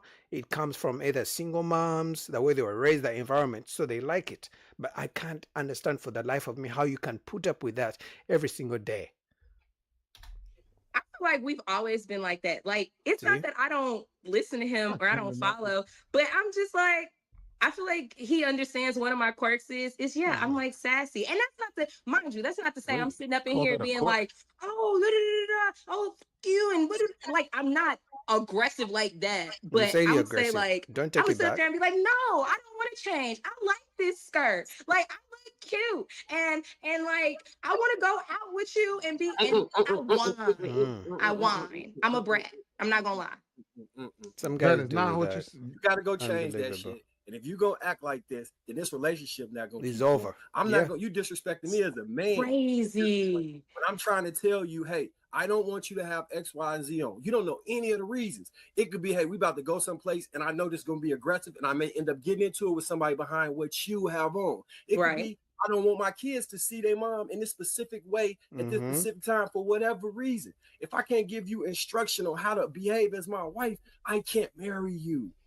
Yeah, but I understand what he's saying, but some guys are used to that type of environment. Obviously, most percentages were raised by single moms. So they saw the way their single moms were interacting with them, being aggressive. They saw their single moms being aggressive with other people around them. So men grow up thinking dealing with an aggressive, loud, ratchet woman is okay. So guess what? They end up marrying one. Because she literally just said that's how they are. They've always been with her husband, that they're aggressive towards each other. And some of you guys can't believe, I also can't believe, but now I know that just because she's aggressive, just because you say a woman who's aggressive and loud, doesn't mean she doesn't have a husband. It just means she has a husband who's okay with that. That's the kind of dynamic that turns him on. I can't believe it. So I definitely agree with him. It happened to me. I'm saying the divorce. I was signed the divorce before she even stopped talking. No, like I said, it's not that I don't listen. I can't. Mind you, I'll go change, but that don't mean I'm not finna whine. Me and my man have the type of relationship where, like, I'm the baby. I'm his baby. Like, I'm a brat. I'm going to thought you was whine. grown. It is what it is. You should already know how to I dress. thought you was grown. I'm just gonna tell you. Hold on. When did I get on this panel and say that? Because if my man got on here right now, y'all gonna hear me say, "Hey, daddy, I'm a baby." About my man, I'm You're toxic. putty. You're aggressive. I'm a brat. I'm a wine though. So I want You're my a way. baby when you want to be. You ain't Oh well. Yeah. and this is not to take it away from you, but this is the issue right there. Y'all want to be grown when y'all want to be grown, and then you want to turn into children when it We benefits. never said we were logical. We owned up to being emotional. No, y'all keep saying you're smart. Women's intuition. You're strong. You can build. You got degrees. Now they're saying they're not logical. Oh my God. I'm just a girl. And this is why. There it is. There it is. And this is why. No But accountability. I'm honest though. Your honesty is honesty, but it's still problematic nonetheless. This is the reason why Men are are giving up. choosing to be like, man, the hell with y'all. Yeah, it's the reason. Men are like, fuck this. So you mean to tell me you're going to be a kid when you want to be, and then you're going to be a grown woman when you want to be? How am I supposed to hold you accountable? Because you're going to play victim either way. It's like, men are like who's going to put up with this? Obviously, somebody's going to put up with it because she's married, but like, there's no man who loves his peace is going to put up with it. And she's a good-looking woman. So that could be reason number one why she's married. I like the hair. You can tell that with her face, like the facial structure, she's a really good-looking woman. Probably the best good-looking on the panel. But I'm telling you, like, some guys will choose the beauty over their peace. But eventually, that guy is gonna grow so old, so quick. It's not worth it to me. Would you guys go for it just because she looks good and the toxic relationship and going back and forth and aggression and rude and loud and she wants to be a baby when she wants to be a baby and not logical, and then she wants to act like a smartass when she wants to be because she has a degree? Like, would you guys put up with that? I wouldn't personally. Damn. Anyway, man, shout out to Lapif. That was good. Next up, I think I still got some Lapif, right? Yeah. Let's go. Same panel. So let's go. Let's just get into it. Still about dressing sexy, so let's go. One at a time. One mic. This is the point that we're making. I feel like everybody is misconstruing it. I was talking on another platform a few days ago, and a woman literally said she watches what she wears to church because she doesn't want to distract a man from getting his word. Now imagine, this is what I want you to imagine. You're already dressing conservatively to go to church. So with that being said, if you're already dressing conservatively, right? And she was saying that she feels like her church has taught her to go even a size up. Because it's not even about the fact that she's wearing a conservative dress and it covers up her entire body. It goes past her knees and it has, like, you know, the little sleeves or whatever, and it doesn't show cleavage. But it's the fact of, oh, I don't want it to fit me just right because I'm a curvy woman and he might get distracted. Are you that much of I hate to say it like this, but of a child and an imbecile that, like, you lack that much maturity to be able to, like, be in a setting with a woman and see hips and it distracts you that much? If you went to your, well, listen. The truth is, they want to be able to do whatever they want, but they still expect men to protect them. They want to be able to go out dressed the way they want, but they still expect men to respect them. You know, but let a man say, I want to be able to do whatever I want and I want you to respect me. She's going to be like, no. So obviously the double standards are crazy, but this is the new playbook. It's like they want to be free and do whatever they want, but they want men to be the same way. So you as a man, be a gentleman, dress well, because just because she wants to go out wearing very short shorts, if that makes sense, very tight short shorts, doesn't mean they want the man to be sagging his pants. Oh no, you as a man should be dressed to kill, like suit and everything, suit and tie. Just because she's dressed with the boobs hanging, you as a man, you shouldn't be wearing a wife beater or a vest. No, you gotta wear a nice looking dress shirt. So it's the double standards.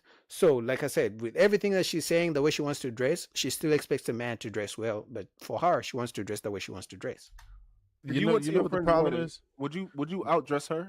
Would you wear a dress? Trev about to hit it though on the money with it. Yeah, I was. Yeah. Go ahead, Trev. Listen, if y'all want to get mad at biology, you can, right? And this is not the green light for men to be out here tripping. But guess what? Men appreciate women's bodies, right? It doesn't give you the right to touch or grab ass in the streets. That's weird. We get it. But men looking, if that bothers you, sorry, it's gonna happen, right? It is what it is, and y'all don't have to like that shit, all right? But that's biology. Men are gonna look. Men are kind of creepy when it comes to that. It's Women not do the the same looking. shit. It's their Well, action we were just complaining following about the looking. We were talking about how women dressing in church because they didn't say he was grabbing ass. They said they was looking at him.